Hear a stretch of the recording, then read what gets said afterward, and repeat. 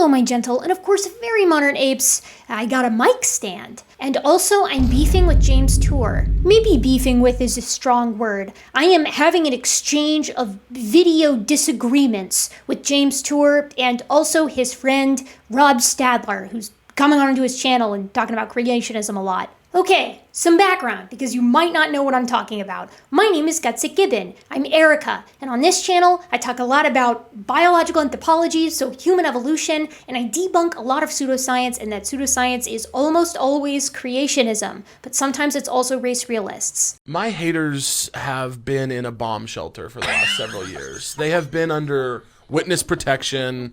My haters are they're not winning. They're not profiting. A couple of weeks ago, I made a video criticizing James Tour. James Tour is a synthetic chemist, and usually he only talks about why he thinks abiogenesis is impossible. He's a creationist, and he's quite clear on that. He's made a lot of content about why he thinks the origin of life is basically clueless as a field, and I disagree with that, but I tend to stay out of the abiogenesis conversation because I'm not an origin of life researcher, and my biochemistry stopped many years ago. So when he made a video on evolution, I was intrigued, enraptured, one might say. It's James Tour, so I decided to have two guests on my show. I invited Dan Sturden-Cardinal of Creation Myths, he's a friend of the channel, and I invited Dave Farina of Professor Dave, who's also a friend of the channel. And we decided to do a little peanut gallery commentary on Rob Stadler and James Tour's coverage of evolution. I realize I just called this a show.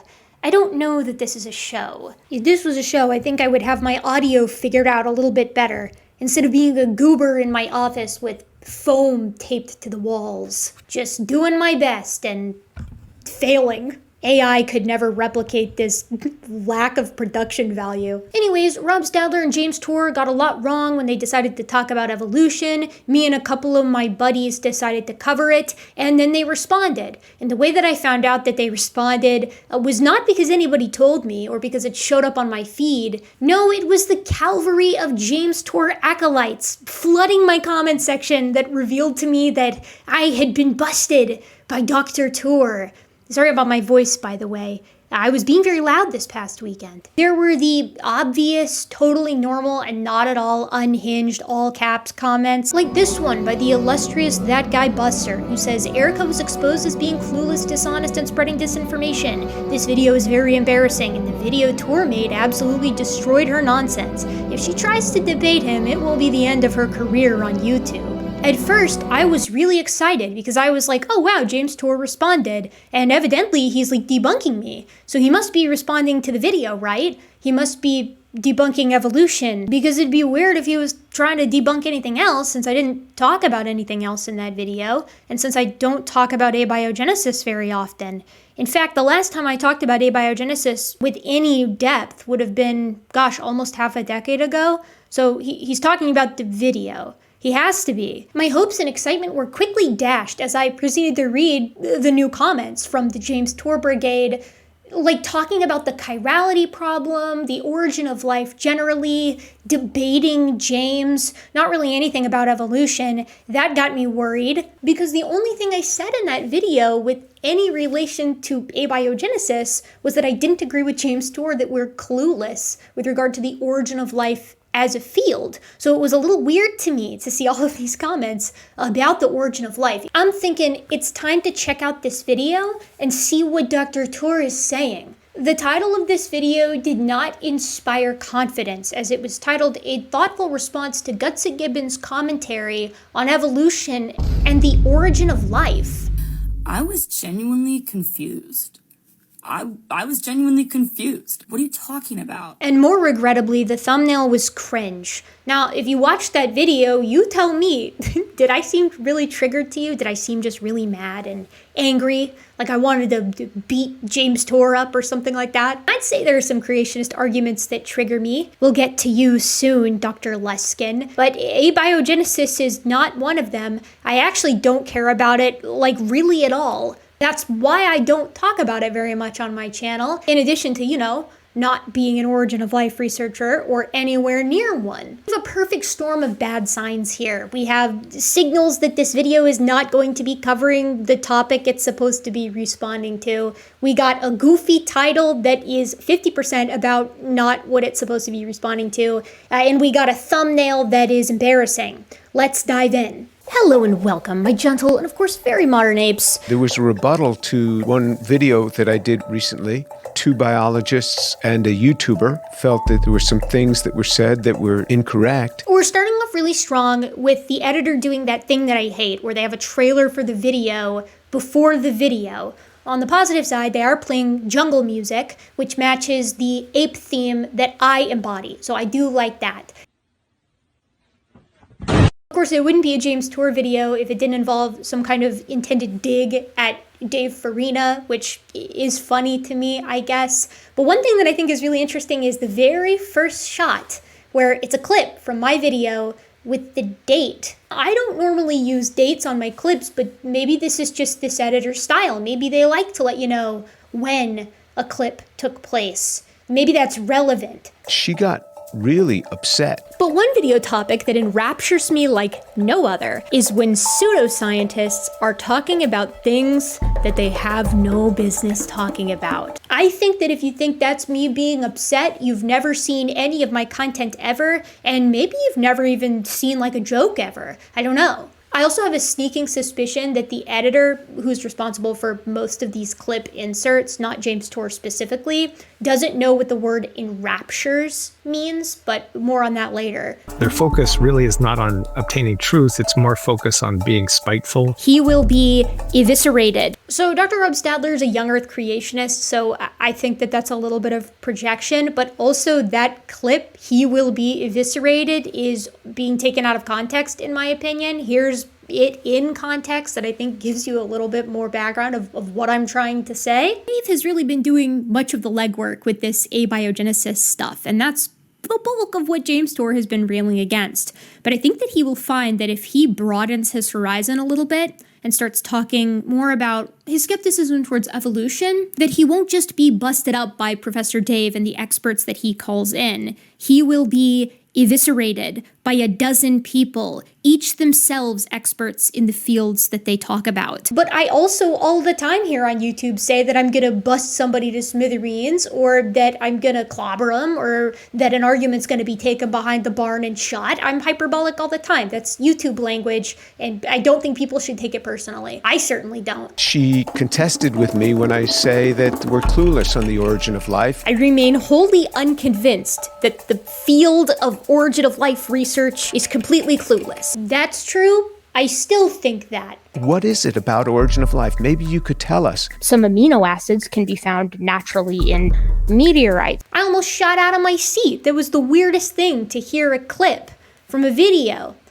from about 4 years ago of me talking about abiogenesis to a bunch of creationists in a casual context, and to see it alongside of a Twitter post from when I went to the AMNH. Okay, so foreshadowing over, surprise, James Tour has his editor scrape the internet for, I guess, every time that I've ever talked about abiogenesis, the overwhelming majority of which was from 4+ years ago, like right at the beginning when I started here on YouTube, and then he responds to those arguments, sometimes with papers that weren't out when I was saying those things 4 years ago. That's, I mean... In a weird way, this makes sense because I don't think James Tour's editor likes me very much because I criticized their use of spooky black and white trailers before videos, and they put that in this video's like precursor trailer. This video starts off with a black and white teaser. I hate it when they do it, and I hate it even more when James Tour does it, especially because it's got like the menacing music in the back. Some of the stuff that he gets incorrect is like easily Googleable. Now, that's going to be a problem. Nested hierarchical pattern, fail those 6 criteria. Were you there? Did you see like all of history?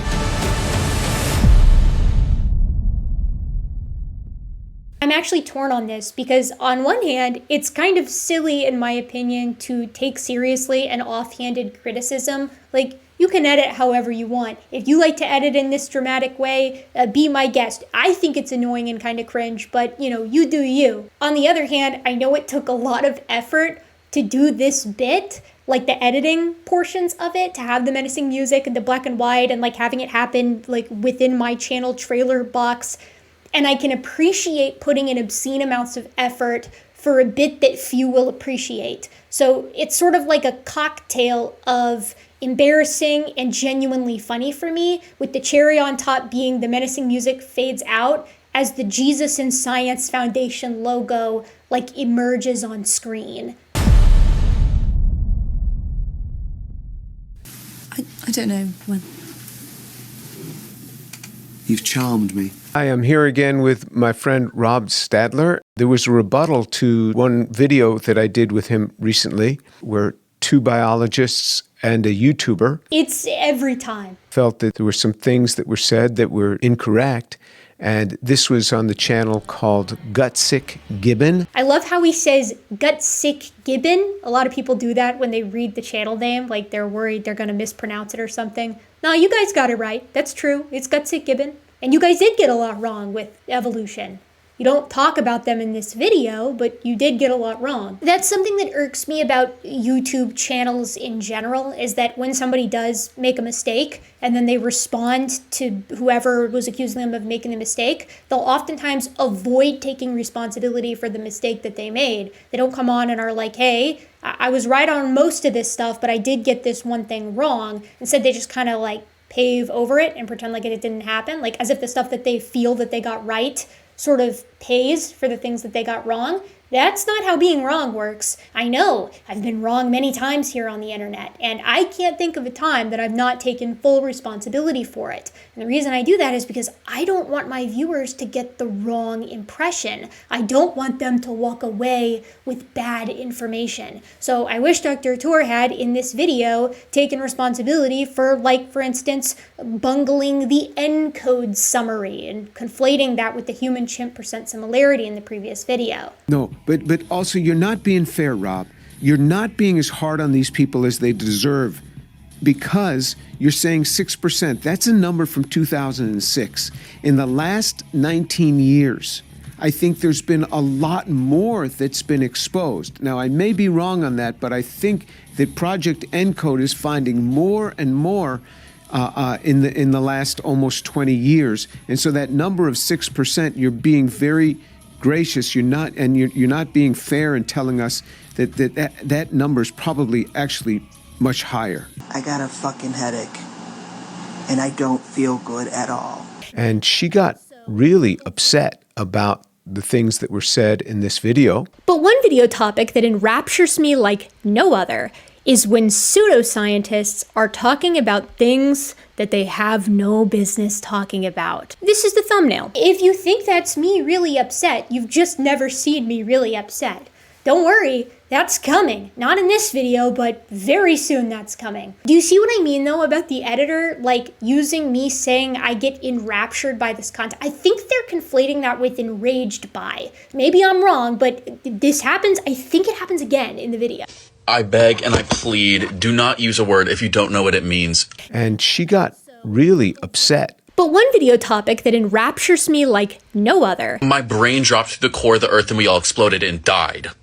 You made me forget what that word means. That's how stupid you use that word. One concept that James and Rob here have really glommed onto is this thing that I included in the opener where I talk about the dangers of speaking outside of your area of expertise. And she said, that people need to do their homework before they make comments. Because some of the stuff that he gets incorrect is like easily Googleable, and he probably should have known the difference prior to engaging in this conversation. Do a little homework, And she said that if people say things in one area and they're wrong, you shouldn't trust them in any other area. And I still think that that is true. You have to be super careful when you talk about something that you're not an expert in, that you don't have formal training in. No, that doesn't mean that you can't make comments on it. It means if you make comments on it, you need to come with proper sources and you need to be extra double sure of yourself lest you be caught in a mistake. That's happened to me. I've been very open when it has. But I'm just speaking for myself here. if someone comes on camera and puts a video out there where they get something egregiously wrong and they don't take responsibility for that mistake, and more importantly, fix that mistake so that their audience doesn't come back with the wrong impression, I'm going to look at other areas that they speak on with more skepticism. And I think that's a pretty normal human response, whether we're talking about science or areas outside of science. James is about to get into the abiogenesis stuff here right at the beginning, and we're going to talk a whole lot about phylogeny later on in the video. So I did what any reasonable science communicator would do, and I reached out to somebody who I know has done a lot of research on abiogenesis and an evolutionary biologist. I reached out to the same guest from the first video. Surprise! Welcome back, everybody. We got the usual suspects here to cover James Tour and Rob Stadler. So do we want to introduce ourselves? I feel like everybody knows. At this point, I think it's I think we're well good. known. So one of the first things that I talk about with the boys here is something that James Tour brings up early on in the video, which is the idea that he is not a young Earth creationist. To me, this is important for the conversation because the level of outright science denial that you have to sort of swallow to be a young Earth creationist is significantly larger than other types of creationism. And I'd initially called my video James Tour is a young Earth creationist, but I changed it to I think he's a young Earth creationist because even though he behaves in ways that are almost identical to how young Earth creationists behave, he has never outright said that he is one.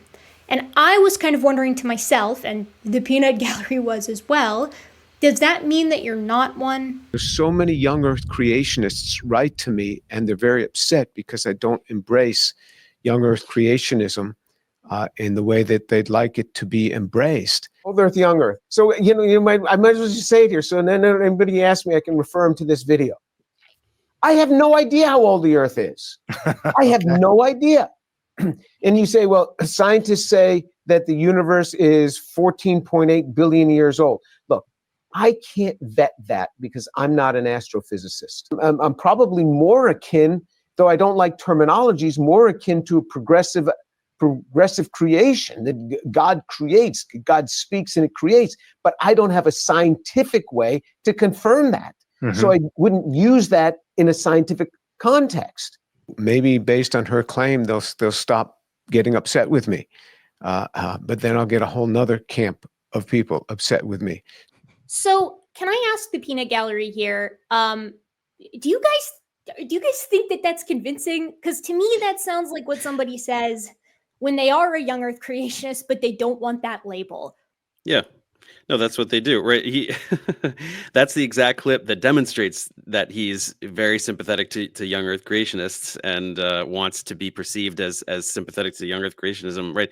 He doesn't have a way to vet that. Well, we all learned this in high school, right? You were supposed to learn how we understand the age of the Earth, James, and also you're not that's not your field. You're not an origin of life researcher either, and you have no problem fumbling that field left, right, up and down. So yeah, this is not very convincing. He's got the door wide open. I don't know how old the Earth is. Young Earth creationism totally could be right. That's it. Everybody who has ever said, I don't know how old the Earth is a young Earth creationist. Like no old Earth creationists say, I don't know how old the Earth is, okay? We know how old the Earth is. You can do it. You can do all the radiometric dating, and Oklo proves that it's valid for 2 billion years. So, it's like the Earth is old. And if your kind of stock response to how old is the Earth is, I don't know, then you're young. He also didn't say, I'm not a young Earth creationist. He said, I'm not a young Earth creationist in the way they want me to be, which is a different thing.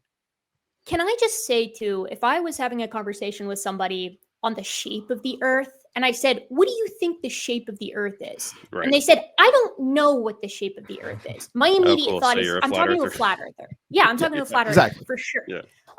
So, I just thought that was worth bringing up because I think committing to the age of the Earth is like a pretty standard thing to do if you're in the scientific community. And I think that's, I think it's telling that James is not willing to kind of put his foot down on that. And even in this video where he's like, oh, this is an example of me putting my foot down and now I'm going to piss off all the young Earth creationists, he doesn't really do that. One thing that really annoys me is when people see that I do evolution content and they're like, oh, Erica is an atheist and she's like an anti-theist or whatever. And it's like, That's not true. I've been very vocal about what my perspective is and why my perspective is the way that it is. I am not an anti-theist. This channel is a place for all science-affirming people, whether you're religious or otherwise. So I'm hesitant to say that I think James Tour is a young Earth creationist, because if he says that he's not, he's not.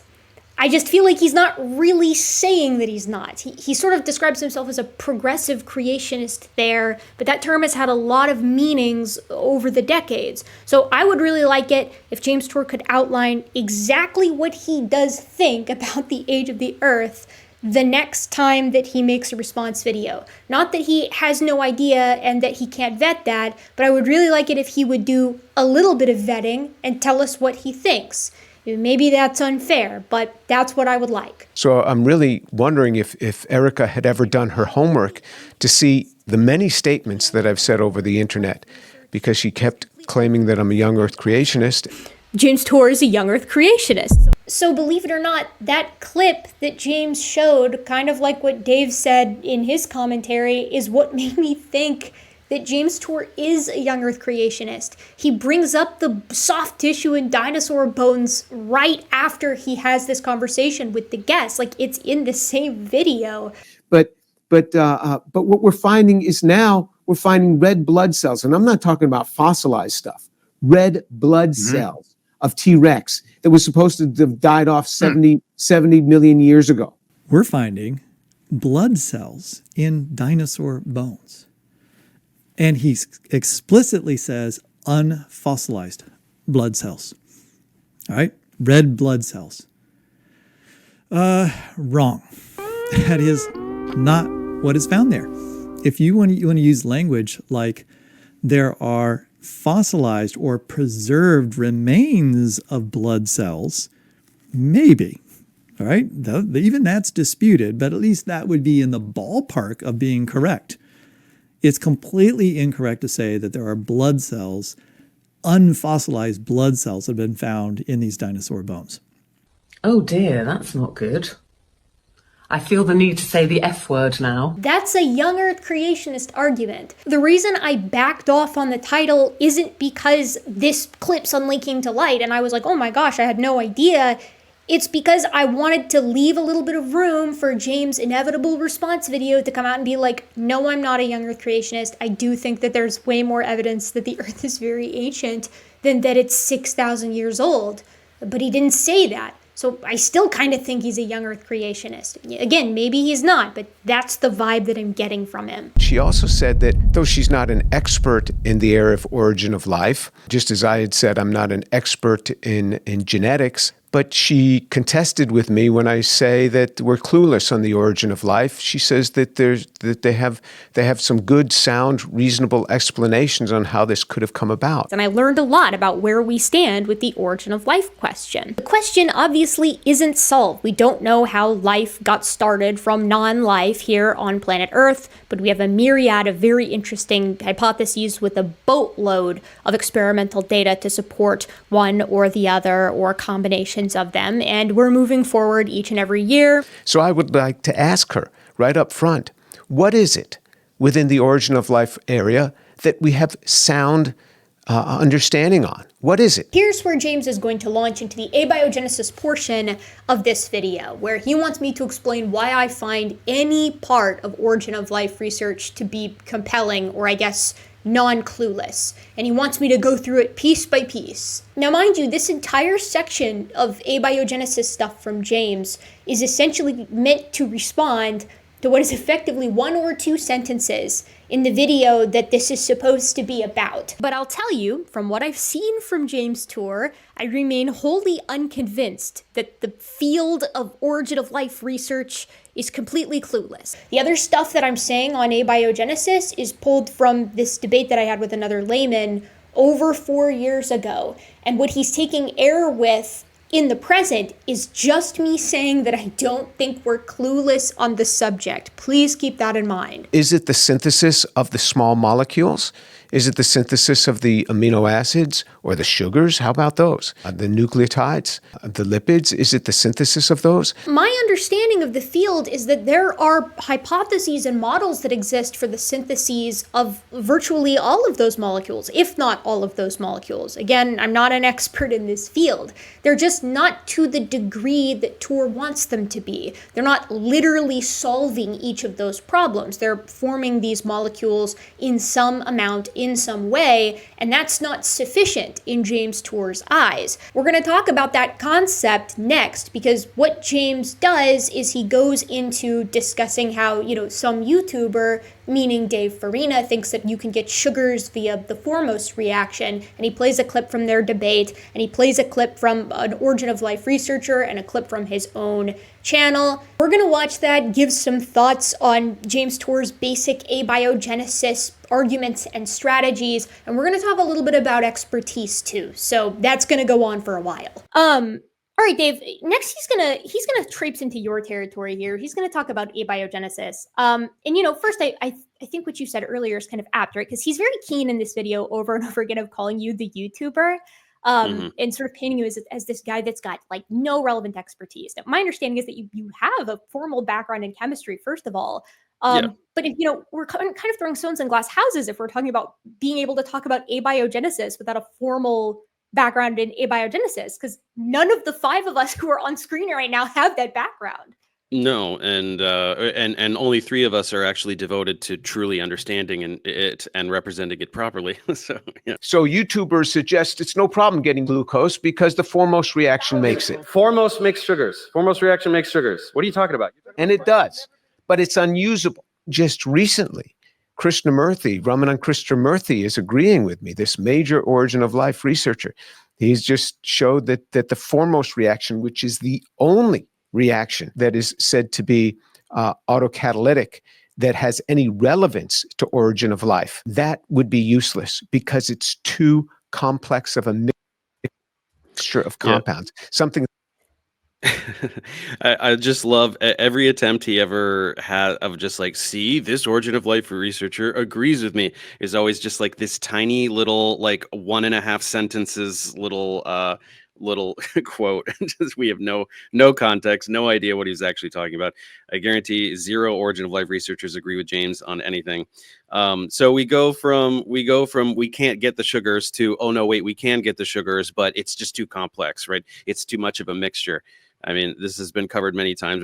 I've shared a number of papers that describe how certain microenvironments can actually, one of them was Lee Cronin had the taming the combinatorial explosion one, just showing how you can get all these different sugars, but in certain conditions over certain minerals, whatever, it kind of it gets less complicated mixture. But also it just goes back to him not understanding how chemistry works in nature, right? He can only think like a laboratory chemist, where you do a step and then you have to isolate and purify and then go to the next step of your laboratory synthesis. Nature doesn't work like that, right? If there's some preferentiality for glucose as a substrate for some reaction, it doesn't matter that there's a bunch of other stuff in there, right? It's going to react preferentially. Anyway, it's a lot to get into, but I've covered it in my other content. So. Yeah, I thought that this entire section was really interesting for the reason that you just described, right? Is that it's like, okay, James wants to see these experiments like showing the origin of life in a lab from step A to step Z, right? All the way through, and he wants to observe it in real time. At the same time, he wants it to involve prebiotic conditions while not recognizing evidently that prebiotic conditions are like quite vast, right? I mean, it's not like one experiment going on in one test tube. It's trillions of test tubes occurring simultaneously. And that's something that he really harps on a lot. So it's like, I think that James isn't convinced of abiogenesis to his satisfaction, but that doesn't really matter, right? Like plausible pathways to the origin of life exist. Plausible hypotheses for various models for the origin of life exist. It's like, just because it's not to his satisfaction does not mean that the field is entirely clueless on this. His satisfaction, he's ideologically bound to insisting that it is impossible to occur. We've known this for years now. It's that's not news. But yeah, no, he doesn't want to get it. And so he won't. That's it. Do you want to talk about the clay stuff?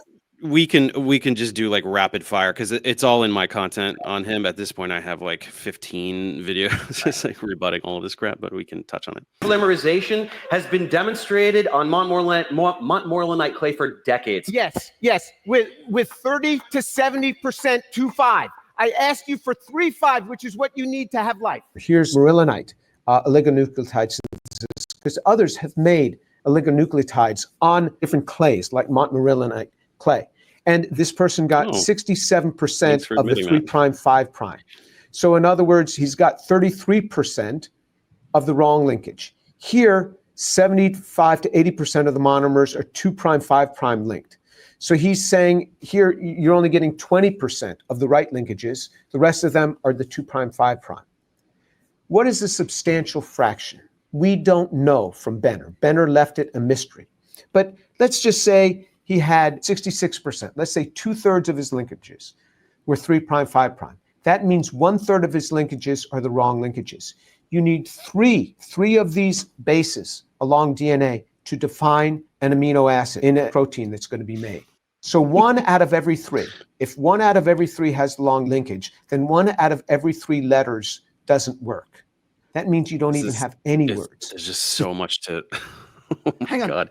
Just out of curiosity, does he think the first life forms would have involved codons and translation? Right. DNA, What? eukaryotic cell DNA transcription and translation. Like he doesn't actually. Oh my There's no God. way he actually thinks that, right? Despite the multitude No of way. times I've exposed him for how unbelievably batshit insane this is to be saying publicly, he continues to say it. So that's the most obviously idiotic thing. All of us immediately can see.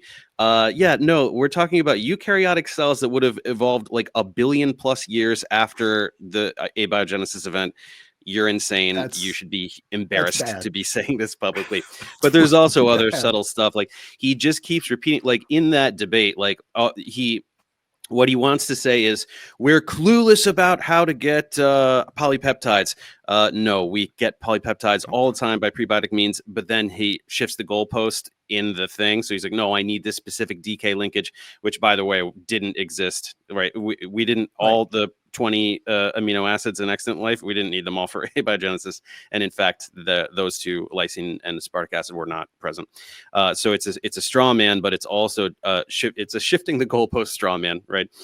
We didn't need that. But then because this very specific thing that he wants to be shown isn't shown, which we don't even need anyway, then all of a sudden we're clueless about polypeptides in general. No, wet tricycling, we do all this stuff. It's very trivial. Same with polynucleotides, right? He says we're absolutely clueless about how to get polynucleotides.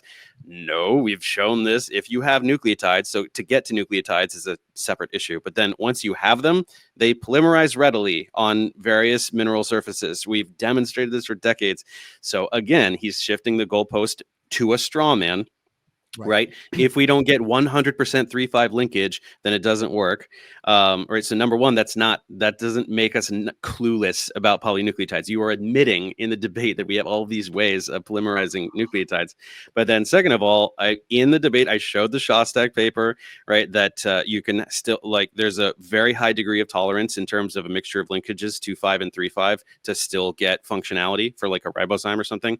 And then also he refuses to acknowledge that there's so much data regarding discrepancies in, say, like replication. Like if you have autocatalysis for RNA, the degree of 2' 3' 5' 3' 5' will affect those rates of like replication and things like that. So there's all of these parameters that can affect and influence things, nudge them towards homochirality in that regard. Also, homochirality could have evolved later, right? You could have life first, and then it's just there's so much. You could have had like competing forms. You could have left and right-handed RNA competing with each other, and one of them won and one of them lost. And the other side of this that's really fun is he's trying to link all of the steps together and saying you haven't demonstrated A to B to C to D, but like you can, so we can show the polymerization where you're going to have variation, right? And that variation, that's essentially a heritable trait when they do autocatalysis. And then you go to the next step of like, okay, ribozymes. Well, we can randomly polymerize RNA nucleotides and demonstrate experimentally that you get ribozymes. Do you want to spend 100,000 years watching a prebiotic environment do this? Or do you just want to demonstrate the steps in the lab?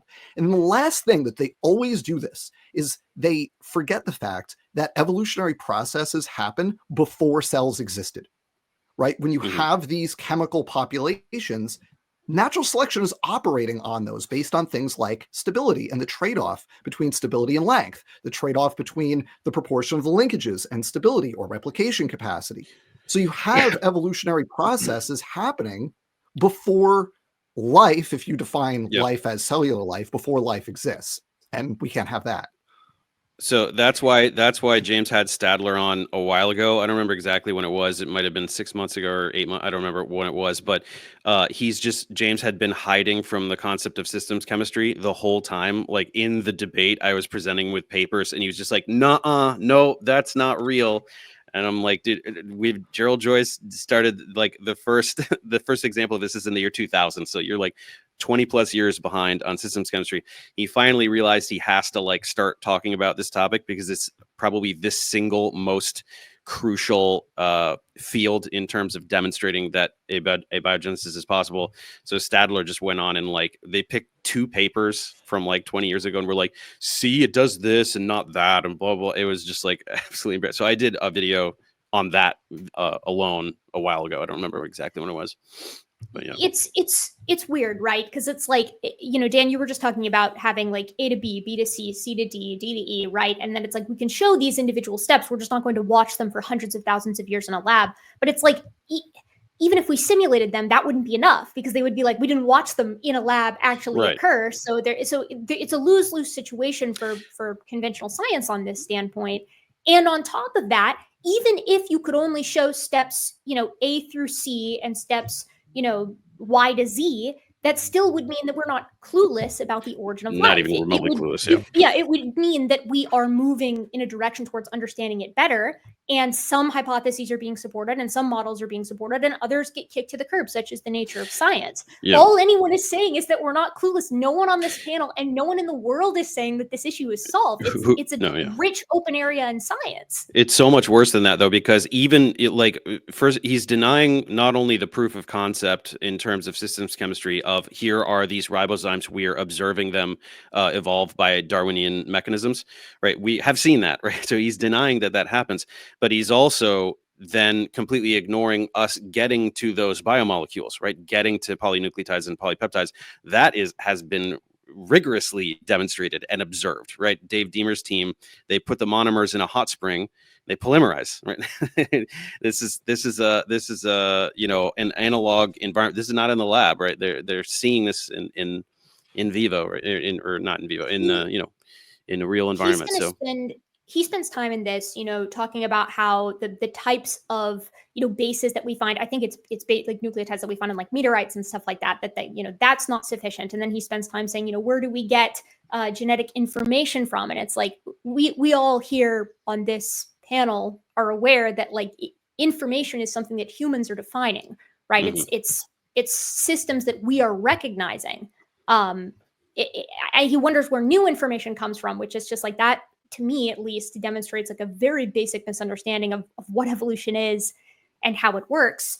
And then he spends time again talking about how it's like you can't literally make a cell in a lab, which is just one of the things. He brings that one up all the time, and it's a complete non sequitur, right? Like it doesn't have anything to do with what anybody is talking about. He'll never change his talking points, no matter how many times they are eviscerated and shown to be ridiculous. He just keeps repeating them over and over and over. And you know, I think it's really telling, right? Because it's like, you know, Dave, you've spent a lot of time talking about this in general, and you know, James, Dr. Tor here is like very insistent that it's like you are not qualified to be at the table. You're not allowed to be having this conversation. Learn things about watching Erica's video, in particular things that she said and more from the other biologist who was on the channel. I learned nothing from the YouTuber. He had nothing substantive to contribute. I don't even know why he was brought on as a so-called expert on this. And we're going to have on Like, you were brought on because, as you So-called just expert. demonstrated, yeah, I think as you just demonstrated, he says this Yeah. later in the video too. And the reason I wanted to have you talk about the abiogenesis stuff at the beginning is because he's so insistent that it's like, if we have a one-on-one, if you have a one-on-one conversation with Dave, he doesn't actually know what he's talking about. I don't Well, think we did that's that, true. and I humiliated him. Well, and I mean, as a layman in this subject, granted, but it's like, I have a conversation with you. You seem like you know what you're talking about. It makes sense to me. Dan, Yeah. is that the vibe you get as well? He. Oh, sorry. Yeah, this whole part of it is just like, I don't even know how to, because it's very frustrating, right? Because he is not an origins of life researcher, right? And then he has kind of taken up this mantle as like the origins of life guy. Like, if you're talking about which creationist is the guy who disputes origins of life, Yeah, it's he's the only one James because he's the only right? one He's with the a guy. chemistry background, Okay, with like a so legitimate he's the chemistry one background. that has like made this his thing. Yeah. Dave, the YouTuber, you are the person who has taken up this mantle to dive into this literature as someone who, it's not your field, it's not my field, it's not Erica's field, but you have dove headfirst into this literature, and now know this topic inside out, front to back, right? And well, now I he's mean, going to- better than him, I would say. Better than Yeah. right, you're better than Yeah. you've got the people who work in the field, and then you've got everybody else, and you're Yeah, the somewhere people who- in between there. Right? Yeah, the people who work in the field obviously know more than I do about it, but I know more than me. any other YouTuber. me. Definitely. I mean, look, yeah. I And have more a than PhD in James. I know biology. more than You know he. more about it than I do. Yeah. And like, it's like just this idea that like, oh, I didn't learn anything from Dave. It's like, dude, I have made hours of content just obliterating all of his talking points on this and showing dozens and dozens and dozens of papers explaining the concepts for the layperson. Like, he's had a lot of opportunities to learn a lot of science from me, and he chooses not to. Right. That's and on my him, point you know? is, he's saying the YouTuber as though like in a As though disparaging people don't way. know who he's talking about. The I'm so much YouTuber, more as famous than opposed him. to the real scientists, right, is Yeah. kind of the implication there.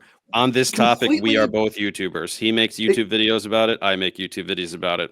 He's never Completely published ignoring on the this. fact that of the 5 people participating in this conversation, you are the most knowledgeable on this topic. Like, That's true, yeah. demonstrably. So like Mhm. it's a very typical tactic when Yeah. a credentialed creationist is dealing with a non-credentialed opponent, right? It's a That's very typical thing that they do.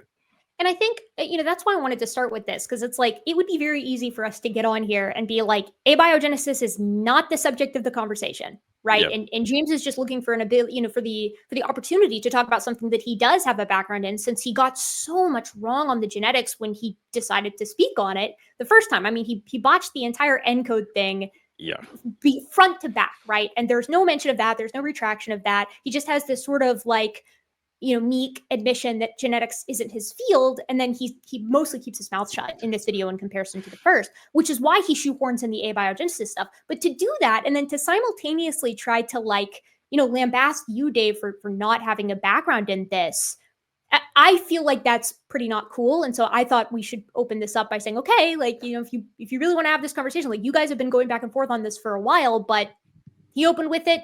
I think you should be able to like respond to that. As I've said an incredible amount of times on this channel, it's dangerous to talk outside of your area of expertise, because if you get things wrong, experts are going to know and they're going to call you out on it. And it's embarrassing to have to retract things. It doesn't mean you can't talk about it. It just means you better be prepared. One thing that Dave is really phenomenal at doing is consulting experts when he's talking about a specific topic, whether he's getting their help while he's scripting or whether he's having them on to actually be interviewed. So I don't think it's fair for James Tour to characterize Dave in this fashion. I think that it's a little bit like throwing a stone in a glass house with regard to the topic of abiogenesis specifically. The reason why I'm not convinced by James Tour's argument that we are clueless on the origin of life is because of in my opinion, several times that we've seen exactly what Dave talked about in the beginning of this section play out,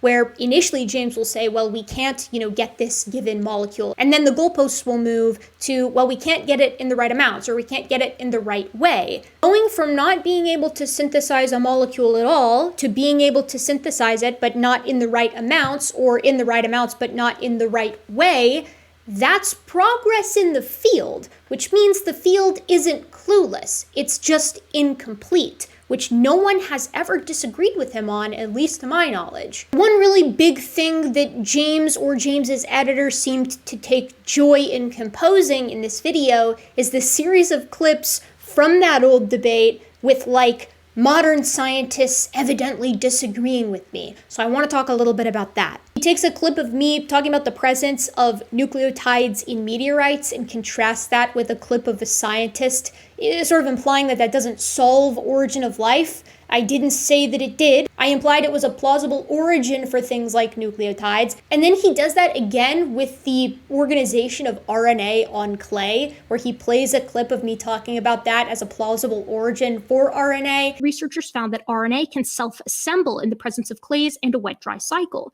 So this is a plausible mechanism for RNA. And contrast that with that little bit from earlier where he debates Dave on that subject and then talks about a paper where he implies that it's not enough. It doesn't solve the problem well enough, in his opinion. Now, I don't think that a clip from a scientist talking about how the presence of these nucleotides on these meteorites is like space junk, or this new paper that discusses some of the flaws in clay as an organizer for RNA, I don't think either of those things remove the significance of those steps for origin of life research. But if you're trying to dunk on me for using them as arguments, you need to use the literature or the videos that were in existence when I made the argument 4 years ago, right? This is why it's kind of sneaky. This would be like using modern research from last week to criticize a phrase from Jeffrey Tompkins from a decade ago. And if I use that research to say he should have known better, he didn't know about the research. It wasn't around yet.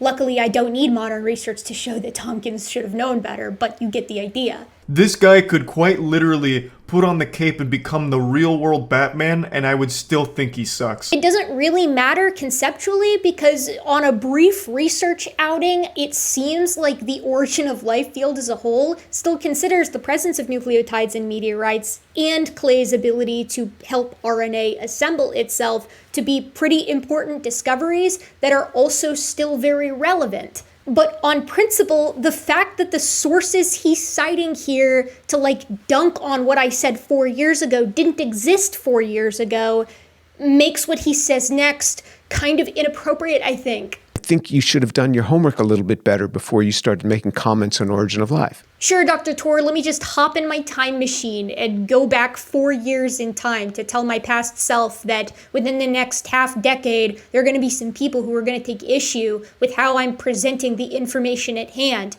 Let me just slide into the DeLorean real quick and make it happen. How about that? God, that was honestly the worst time of my life. Dr. Tor says the reason he's bringing this up is because he's just holding me to the same standard that I'm holding him to, doing basic research before you spout off on a topic. All I was doing was asking a question, but I'm holding you to the same standards that you're holding me to. But there's a pretty big difference between Googling what ENCODE discovered or Googling the percent similarity between chimpanzees and humans and how it's changed over the time. You might find some useful videos on that latter subject. And knowing the intricacies of origin of life research and debate 4 years ahead of the time that you're currently living in. Some of the James Tor fans are going to take issue with the fact that I said you can use Google to find out information, which is kind of weird because James Tor or James Tor's editor uses Bill Gates as a source for saying that DNA is a code. The DNA, of course, encodes all of the biological functions. And that crowd doesn't typically like Bill Gates. They thought that he put microchips in the vaccines. So let's pick a lane, guys. We get another clip from 4 years ago. They're all coming from the same place, where I say that I don't think that people in biotechnology or biology are referring to organelles or DNA as nanobots. I bet if we sat down, the two of us, and we decided to Skype with a bioinformatics or biochem guy, and we were like, hey, do you think it's fair to equate an organelle to a nanobot? They would be like, no. And then they play a clip from a presentation that was given at a nanotechnology kind of conference 7 months ago, Or a woman talks about molecular machines and says, I'm going to call them nanomachines, as proof that a biochemist would consider organelles to be actual nanobots. The nanomachines is what I've called them, but they're really the molecular machines that underlie cellular life. I hopped on Google Scholar to see if people in the literature now are referring to organelles as nanobots or nanomachines in like a one-to-one sense, and they're not. In fact, nanomachine is often in quotation marks. I'll give you my perspective on it now so you don't have to go hunting in the past. I don't care. You can call DNA a code if you want. You can call organelles or kinesin a nanomachine if you like. If it helps you get the point across and teach someone something about the science, I think they can be helpful analogies. As long as you're not using the fact that people do refer to DNA as a code or kinesin as a nanomachine as a means by which to argue that conventional science suspects there is a designer to life. Moving on to the chirality problem, this is something that the Tor heads had an absolute field day with in my comments section, thinking that in the video that I made about James Tor, I had anything to say about homochirality or abiogenesis generally. I use a clip pulled from the same ancient video where I say that chirality is not a problem or imply that the chirality problem doesn't decimate origin of life, and then they play more clips from scientists saying that chirality is an issue. The chirality problem is not a legitimate problem. And it's a massive problem. So essentially, homochirality problem is right at the center for us to understand the origins of life. So when I gave that presentation then, and also still now, there are several proposed solutions or steps towards solutions for the chirality problem. The people that I'm debating are James Tor fans. So they're very keen on saying that we are completely clueless with regard to every problem on the origin of life. Every question we are absolutely helpless to answer. That's not true generally, and it's not true for the chirality problem, which was my point in this debate. We're not helpless with regard to this. It's not an issue in the sense that chirality precludes every possible scenario for the origin of life. There are solutions that have been put forward that exist. You can take issue with one or all of them if you like, but we're not like totally out of our depth here. In fact, one of the solutions to the chirality problem is proposed by the guy who's in the clip that they play after me talking about the chirality problem. And his paper was from 2022. It's been a while since I watched that debate or that after show, but if memory serves, it's pretty clear what I'm saying. It's pretty clear what my entire stance is. And so it's pretty not cool to use these clips in this fashion to try to make this particular case. Now, James is going to move on after talking about abiogenesis for quite some time to invite me to come and defend the field itself to him in a one-on-one conversation on his channel or on mine. And shortly after this video came out, a representative of Dr. Tor's reached out to me to try to make this happen. As far as Erica goes, she feels that we are not clueless on origin of life. I invite her onto my channel, and she can tell me about where her confidence comes from. But we have a myriad of very interesting hypotheses with a boatload of experimental data to support one or the other or combinations of them. And we're moving forward each and every year. If she wants to have me on her channel to discuss the origin of life, because she said she says that we're not clueless, and then she can explain to me what parts of the origin of life she feels that we're not clueless on. So I would be glad to engage with her on that, because she was the one who made those comments concerning the origin of life. So I'm pretty naive as a person. I tend to assume good faith in a lot of people that I probably shouldn't assume good faith for. It's a fatal flaw of mine. It's why I'm constantly stuck in the debating creationism or other pseudoscience vortex here on YouTube. But I'm not naive enough to think that there aren't two motivations at play with Dr. Tor inviting me on to have this conversation. The first is a genuine desire to discuss this with somebody who disagrees with him. And the second is a genuine desire to dunk on somebody who dunked on him, but this time in a topic that he knows much better than I do, abiogenesis. I always want to know when I'm wrong on something, but I am also always suspicious when you have a setup like the lone dissident, which tends to be a commonality between a lot of pseudosciences here on YouTube, where one person is sort of railing against all of the scientific community on one particular issue. They think it's A, the rest of the scientific community thinks it's B. I am right-headed enough to be suspicious of James Tour here, motivations-wise. He's coming at it from a pretty comparatively strict theistic perspective, and he's coming at it from synthetic chemistry, which is quite different from origin of life research, and he wants to talk to me, somebody who isn't an expert on the subject, rhetorically, which is something that matters here on YouTube. In any public platform, it's something that matters. I would have to be a certified idiot to go and have an abiogenesis conversation with my background, with James Tour, with his background, because I haven't touched biochemistry or organic chemistry or inorganic chemistry since 2019.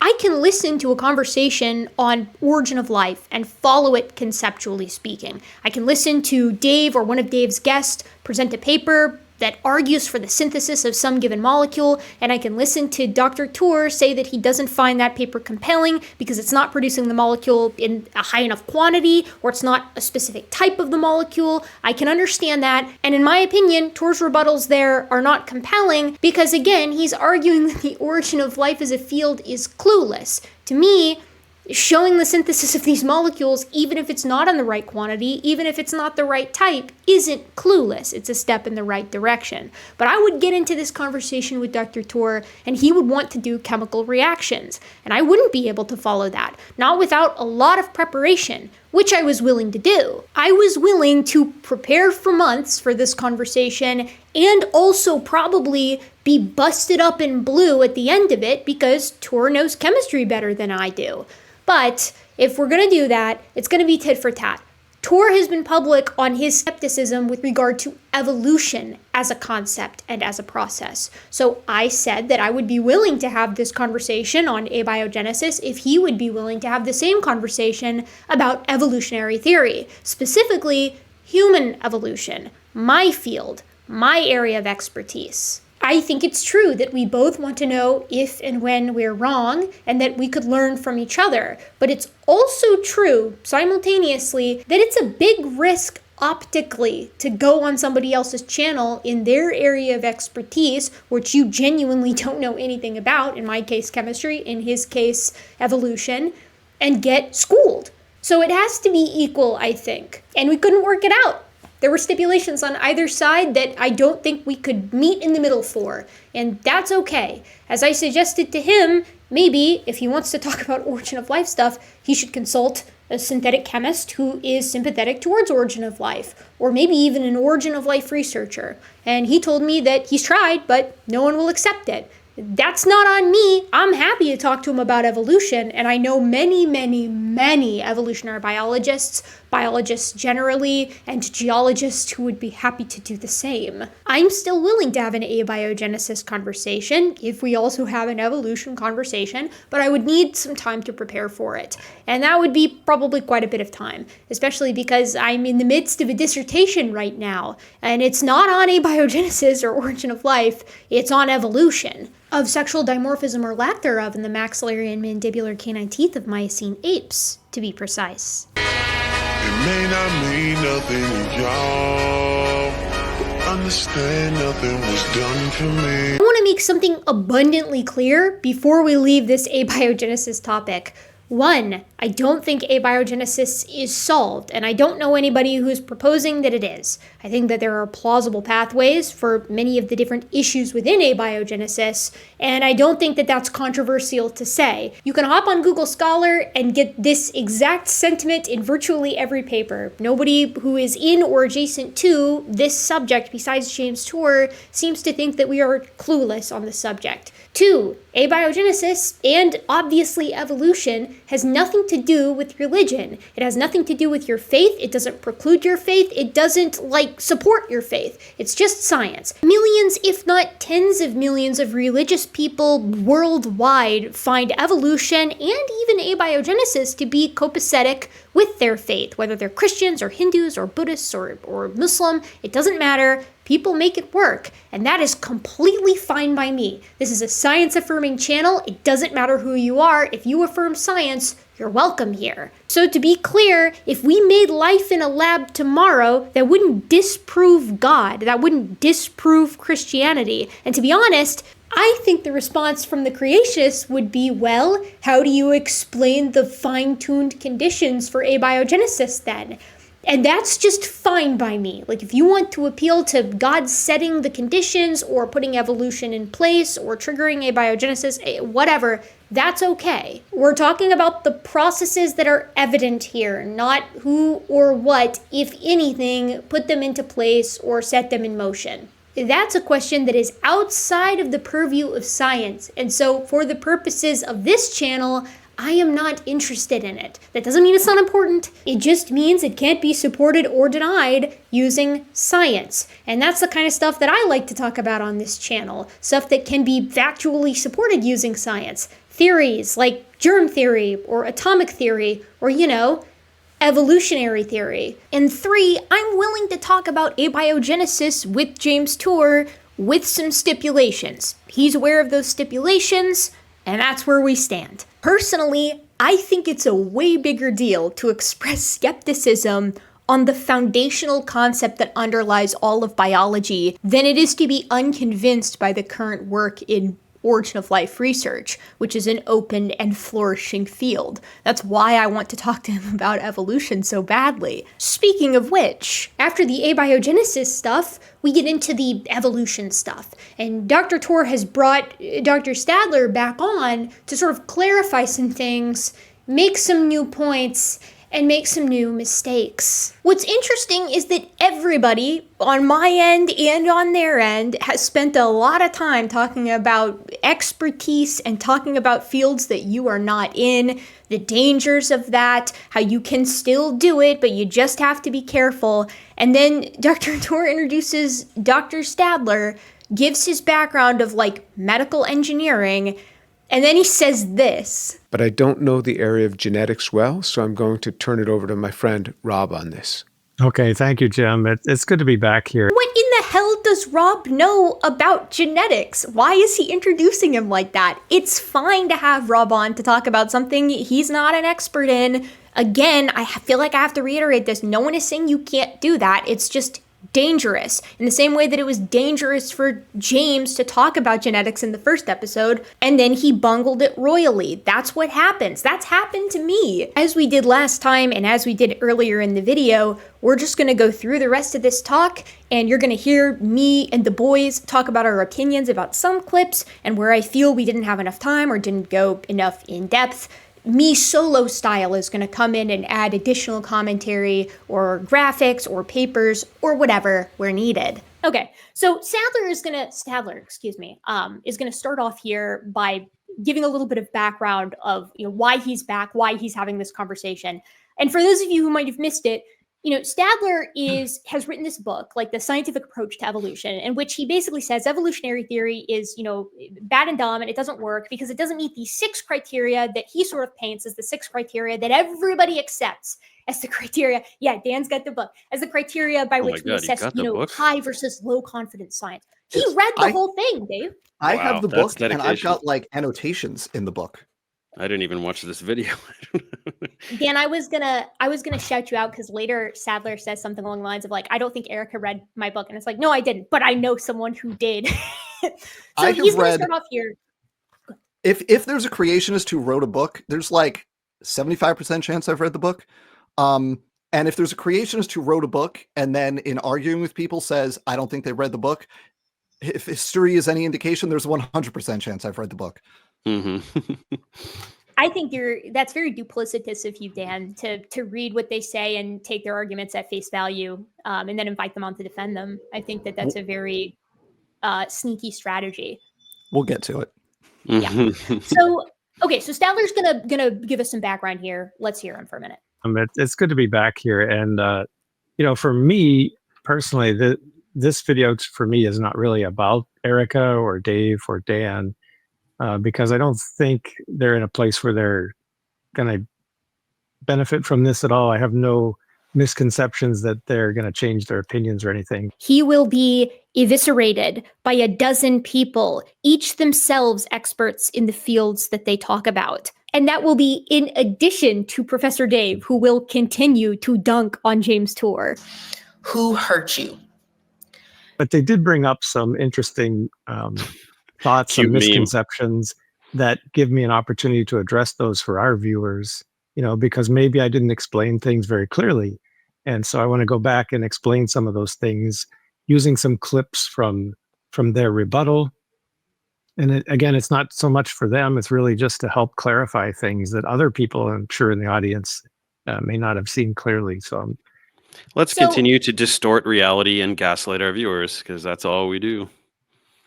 I don't know about you guys. And Dan, you've read his book and you've seen this video. So it's like, I actually found that he really let up on the gas on a lot of the points that he initially went pretty hard on. And I almost felt like that was because there was counter criticism to that.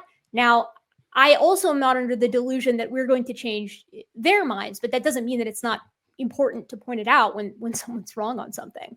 Okay, for the sake of the audience, I wanted to show at 2006 here, the 6 criteria. We've seen these before, but these are the 6 criteria that Rob is using to essentially say evolutionary theory is low confidence science and everything that he does is high confidence science.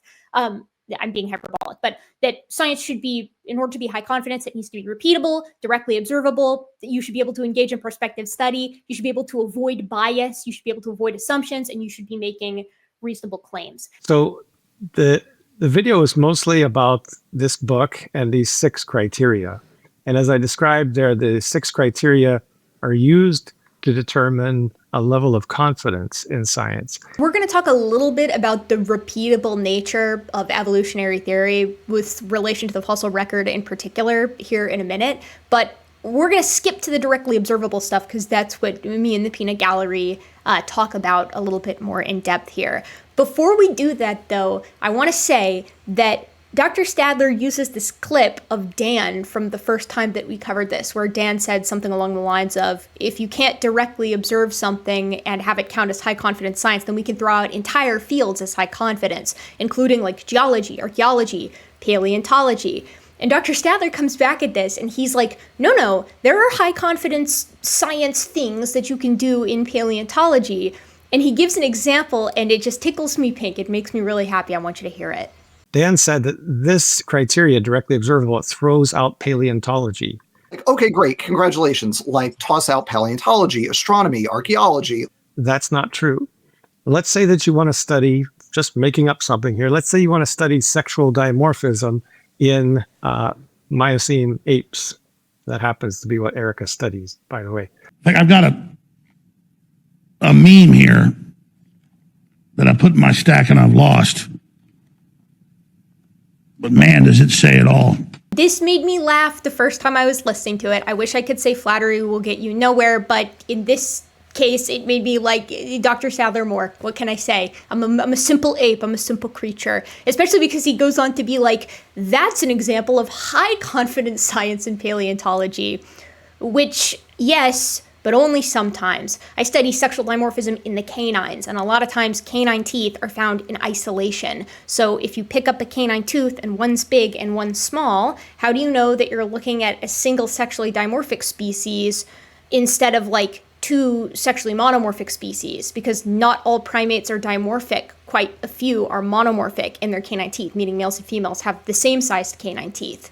So what I'm trying to figure out is, in the absence of other clues that will tell you if you're looking at a male or a female, how do you estimate sexual dimorphism? So what I'm working on for my dissertation is a method for sort of sexing isolated specimens and also identifying the species of isolated specimens using cross-sections of the canine teeth. So I'm trying to make it higher confidence, Rob, but thank you for the compliment.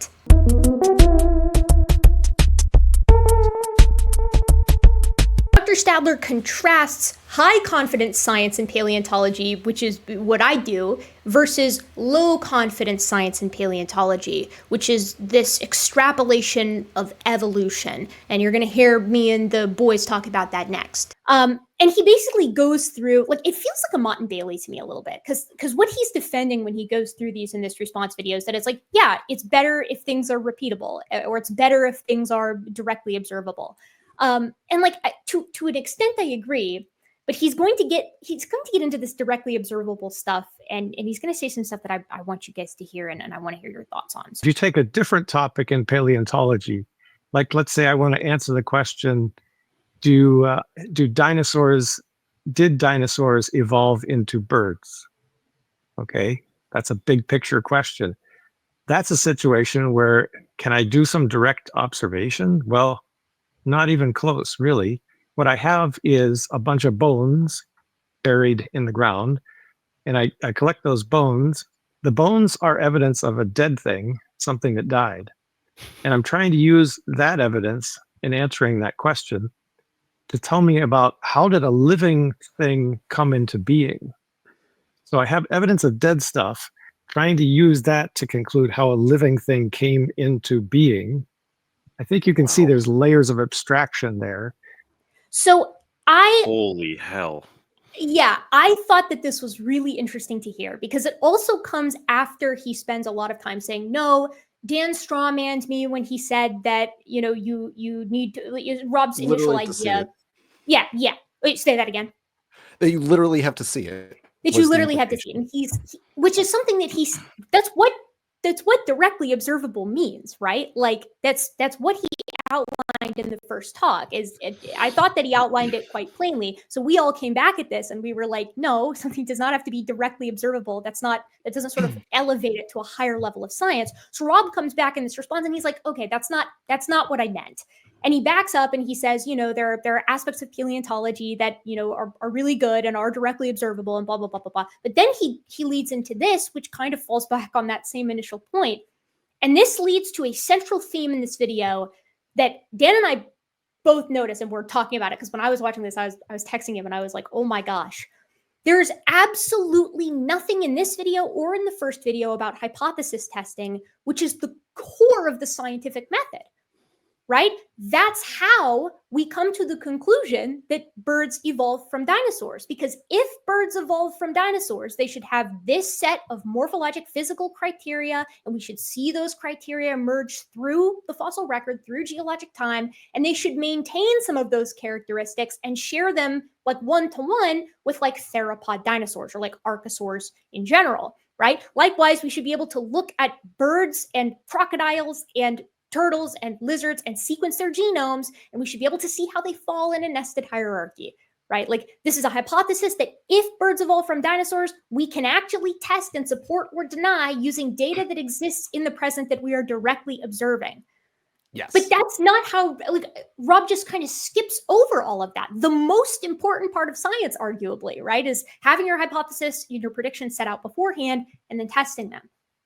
And the key thing here, oh, go ahead, Dave. Okay, I was just gonna say really quick. Yeah, that's the point that we already said in the last video, but that is the point, is that we have this hypothesis and then we find all these myriad specimens that represent this immaculate gradient of phenotypic expressivity, right? You have these features that just gradually go from these forms to these forms, right? On this gradient, and then we know when they existed, right? Just what are the odds that it just looks exactly how it would look if they evolved, but they didn't? That doesn't make any sense. But it's not even a denial of that. He jumped, like, this is literally a Kent Hovind talking point, like verbatim. Like, oh, you found a thing that's dead? Well, that doesn't prove it did.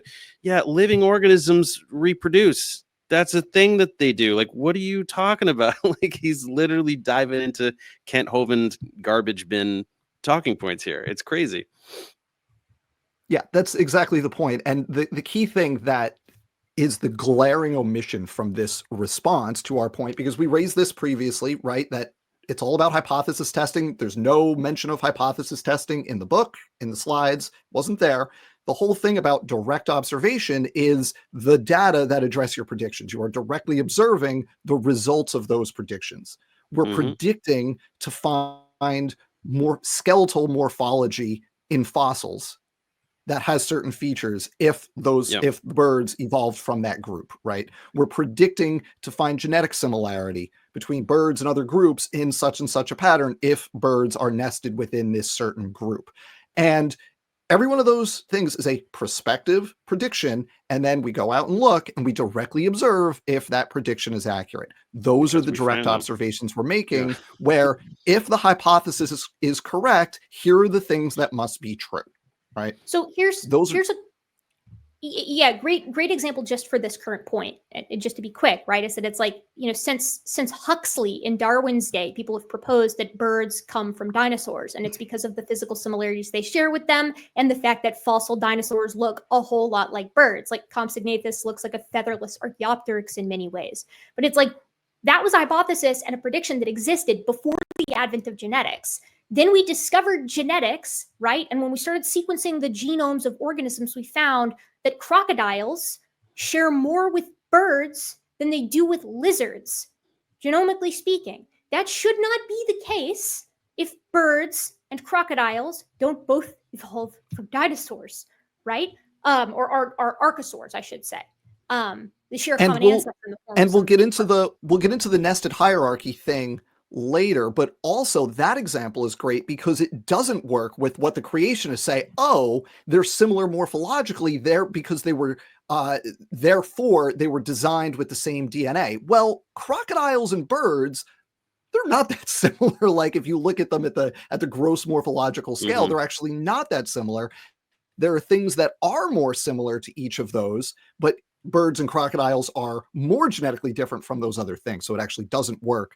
The rationalization that they use doesn't apply in that example. So just to be clear here, crocodilians are more similar to birds, genetically speaking, than they are to lizards. That doesn't make very much sense from a creationist perspective, but it gets weirder. Turtles are also more similar genetically to birds than they are to lizards. Lizards, the squamates, nest within the lepidosaurs, whereas birds, turtles, and crocodilians are archosaurs. The close relationship between crocodilians and birds is so extreme that you can actually take the genes for feather building from a chicken and stick them into a crocodilian embryo, and that crocodilian embryo will develop feather-like appendages from their scales. And that's not even considering the fact that modern-day birds have the physical criteria to be considered dinosaurs, to fall within that group, and that ancient theropod dinosaurs have many of the characteristics,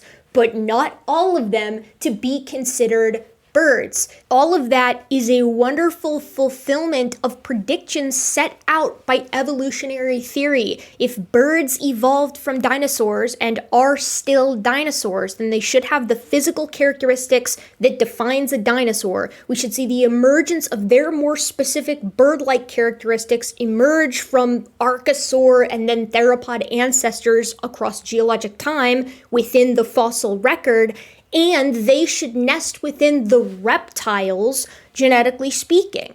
But Dr. Stadler ignores hypothesis testing and accurate predictions for all of both presentations.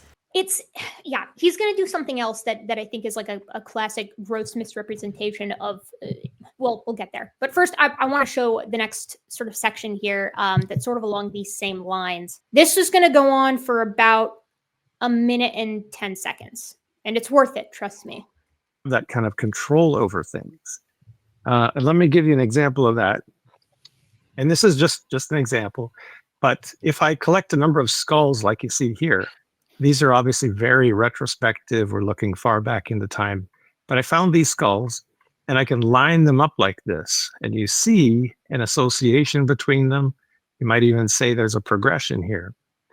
And I can conclude there's an association. Right? They look the same. I can measure the teeth, the eyes, the brain size, and so forth.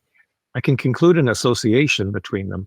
But to conclude causality, which means this turned into this and evolved into this and evolved into this, that is something that you just can't do with retrospective observation. Only a well-controlled prospective study allows you to do that. And to be a little tongue-in-cheek here, please excuse me, I want to have a little fun. Don't take this too seriously. But I could do a similar thing with a bag of Cheetos. I open the bag of Cheetos and I lay out an association like this. You see this? And I could claim, look at this. This Cheeto evolved into this, and it evolved all the way into here where it's starting to develop appendages. They're moving in herds. But it's not, it has some similarities to what I'm showing above here. So they're so bad at this. Like their meme game is so bad. It doesn't even make any sense. They're moving. It's like, it's cringy. It's really bad. I'm setting that aside because I have many comments on the editing choices in this video that I'm going to include in my larger video on this subject because there's a lot going on. There's a lot at play here. Those Cheetos aren't found separated by hundreds of thousands or millions of years of geologic time. And they're not connected by the biological through line of heredity, of genes. They're inanimate objects. They're snack foods, Rob. I know he's being tongue-in-cheek. He says he's being tongue-in-cheek, and that's fine. But even tongue-in-cheek examples have to be relevant. They have to work. They have to make sense. Yeah. I just want to put this in perspective for the audience, why I just spent the last 2 minutes of like cringing in pain over this. Every summer I teach a 200 level, it's the intro evolution course, right? So it's just a basic course in evolutionary biology. On day one, like we talk about why this type of thinking is wrong and how you can't just connect the dots. And that's true whether it's living things at the tips of the branches in a phylogenetic tree, but also it's more complicated than just collecting fossil specimens and playing connect the dots with the fossil specimens. Nobody does that. Nobody's saying this evolved into this, evolved into this, evolved. Nobody is saying that. Right. That's it has not to how be any of because this works. morphologically it suggests it, right? That's not right. How it works. It's a combination of overlapping morphology with let's use the word with a progression of morphological change, or more precisely a directional morphological change, right? Overlapping both temporally and spatially over the course of millions of years, right? Yes. We're not playing connect the dots. I want to say this for everybody. This is the kind of misconception that we dispel on the first day of class. Right. 101, day one. Yeah. Yeah. It's not just what does it look like? It's when was it and where was it? Right. I also love the guy. He's looking at skulls and he goes, the eyes and the brains. It's like, dude, that's the orbital socket. Like there's a brain case. You don't even know what you're talking about. Like, and you're trying to argue with Erica. Like Erica, no, this is her field here, right? Hominin specimens. Like there's just no, like, I mean, I look at when I see this, my first thought was, now wait a second, that's Australopithecus africanus there on the far left. That's Mrs. Ples. And then you've got Homo rudolfensis immediately after it. Mrs. Ples is found in South Africa. Homo rudolfensis is found in Eastern Africa.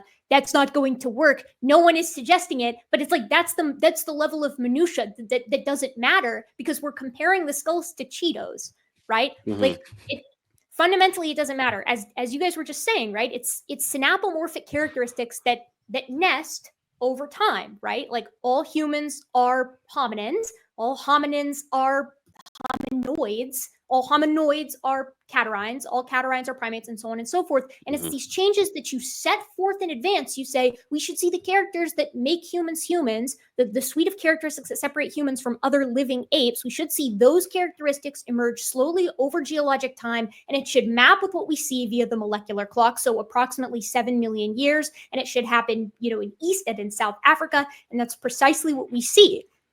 Right? In the characteristics that denote bipedalism, the characteristics in the minutia of the teeth, the characteristics that denote prognathism, or the shape and size of the brain case, right? Technology moves right alongside with these hominins. And the gradient upon which those emerge, For sure, we just point out, the title of this video is a thoughtful challenge to Gutsick, Gibbon, blah, blah, blah, blah, blah. This is not a thoughtful response. No. This is amateur hour. This is not like... And the Cheetos are funny, but the problem isn't the Cheetos. It's the logic that underlies the Cheetos that is the problem, right? Like we're not coming after you because you use Cheetos, Rob. Yeah. That can be funny. Cheetos they're can not be funny. living organisms. The problem is they're not alive, right? And Cheetos are all around at the same time. These Cheetos are contemporaneous. They came from the same bag. So I have issues with the logic of that.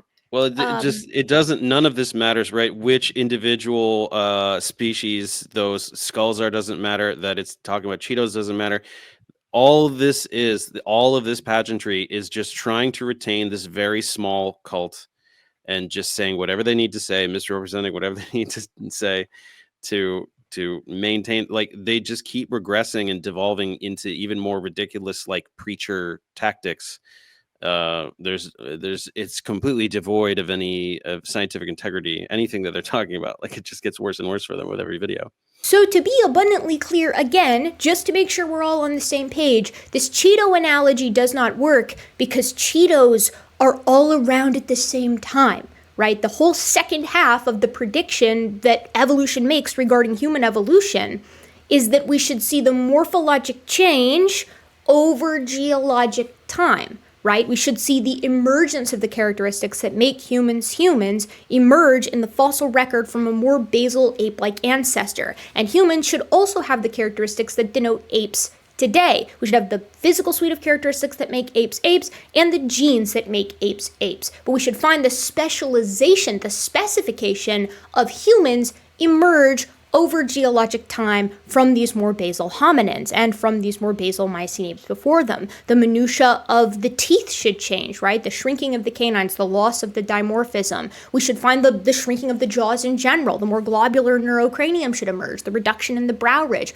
Obviously, the characteristics that denote bipedalism, from muscle attachment sites to limb length ratios to the bowl shape of the pelvis and the valgus knee, the rearrangement of the foot. All of this should occur slowly over geologic time, as predicted over a century and a half ago by evolutionary theory. That is precisely what we find, and you can't recapitulate that with Cheetos, because again, Cheetos all exist now, and also Cheetos are not alive. They don't reproduce. They don't have the through line of genetics to connect them in an ancestor-descendant relationship. This is why it's important to point out that humans evolved from basal apes, but we're also still apes, because evolution isn't a game of one clade becoming another clade.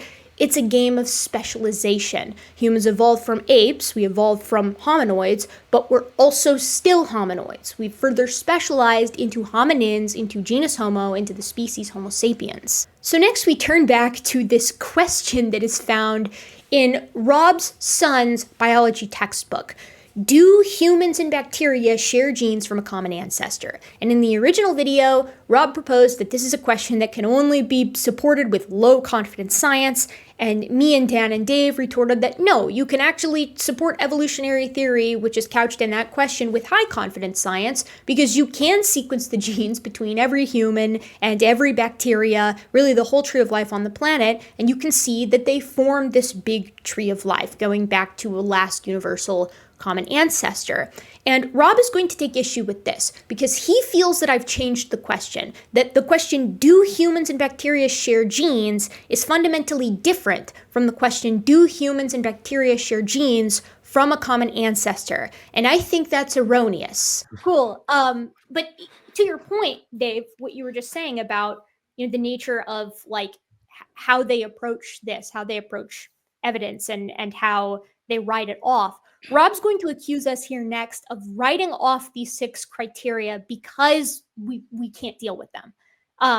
Now I'm going to let that play, and I'm going to get your thoughts about like how you guys felt we handled this in the first video, because when I heard this, I was like, what? How does that make any sense? Criteria to be applied. I think that's the real challenge, is they don't like having these criteria be applied because that means some evidence gets deprioritized and other kinds of evidence gets prioritized. That's what comes out of this. So like fossil record and comparison of genomes in order to try to show common ancestry, those kind of things are going to get deprioritized with this process. So what? His idea here is that we saw these 6 criteria, and then we spent a lot of time being like, okay, Rob does kind of a bait and switch when he presents it, because he's like, everybody agrees on these 6 criteria, and then he shows a bunch of clips from or pictures from medical textbooks of like types of evidence or whatever that sort of he feels roughly map onto his 6 criteria. And so that's how he gets away with saying that all scientists accept these 6 things. And then he's like, but these guys, the reason they had an issue with these 6 criteria isn't because they thought there were any issues with them. It's because they can't deal with them. They can't handle these criteria. And so they have to come up with a way to write them off. Yeah, even though we spend like an hour explaining how, I don't remember what we said exactly, but I'm sure that we explained how all 6 of those are exemplified immaculately by modern evolutionary biology. So we said that they work and that they apply to evolutionary biology. That's what we said. I mean, there was a portion where we talked about how you don't use a double-blind study in, like, none of us are using double-blind studies because not all science is applicable to every other area of science. Yeah. Which he is okay with. Like, in this video, there's a moment where he's like, yeah, obviously you're not going to use double-blind studies in, whatever, chemistry or something like that. So I don't understand why where he gets off saying this. It's like, we went through all the criteria. They work for evolutionary theory. So what's the issue? Right. You can show how each of, and we did this. We went through and talked about how it's repeatable, yada, yada, yada. And also, there's still no mention of hypothesis testing in here, which is the whole point. Yeah. He is going to do they just like selectively skip over, like, we explained all this stuff, so they just don't address that part of the video? Is that what they do? Okay. Well, I mean, I'm sure you guys have seen how I do my videos, and I've seen how you guys do yours, and it's very similar. This is a sentence by sentence gang, where it's like we go over the video. If we're going over a video, and like that's what I'm going to do with this video, on my end when I'm taking bits of this panel and cutting out the fluff. It's like, but I'm going to. We're addressing the main points. They're skipping over us proving that we're right. So that's we're not just addressing the main points. We're addressing all of them, right? Like we touched on absolutely everything in the video, and on this one, we don't just not see all the points addressed, but we see specific major points ignored. Like hypothesis testing, like what Rob's going to talk about here in a moment, which is like nested hierarchies and the nature of genetics. So he's going to talk a little bit about that now. I'm going to let him play for a little bit, and I'm going to stop him and get thoughts. Happened here? What happened? This statement, we've already said, and we talked through it, is a very low confidence kind of question. But Erica came in and said, wait a minute, we can say that humans and bacteria share genes. I'm going to say point blankly, yes. And we can do that repeatably and directly observe it. So you see what changed here? What she did actually is she changed the question. Sequencing the genome and comparing those genes to see if they have shared or conserved genes between them. She's striking out this part of the question, removing that, and then the question becomes, do humans and bacteria share genes? Well, that actually is a high confidence kind of answer, because wait a minute, hang on, let's pause right there. He doesn't know what conserved means. You said conserved. That means from a common ancestor. He just doesn't know what that word means. That's actually such a good point, Dan. I didn't even catch that the first time. You said conserved. That means from a common ancestor. That's what that word means, Rob. So he's going to get into, gosh, it's a little bit later, but he's going to get into discussing how, especially in relation to that paper we brought up with the very, very small p-value supporting, primate common ancestry. He's going to take issue with that because he's basically like, oh, you assume that the common designer wouldn't start with a similar template amongst a ton of different, kinds of organisms, which, setting aside the fact that that's not testable, that's not repeatable, it's not directly observable, it doesn't meet any of the 6 criteria that he just laid out. Yeah, pretty low confidence, right, to propose that. Like, separating the difference between common descent and common design from a creationist standpoint is impossible. And we're going to touch on that later. But he's going to take issue. Yeah, it's possible for us, but not for them, right? Like we can do it because we have these differentiating factors. To them, they're just like, well, God could have done it that way, but it's still not evolution. It's like, okay, well, I don't really know what to say to that. Let's continue with this for a minute. I want to continue here.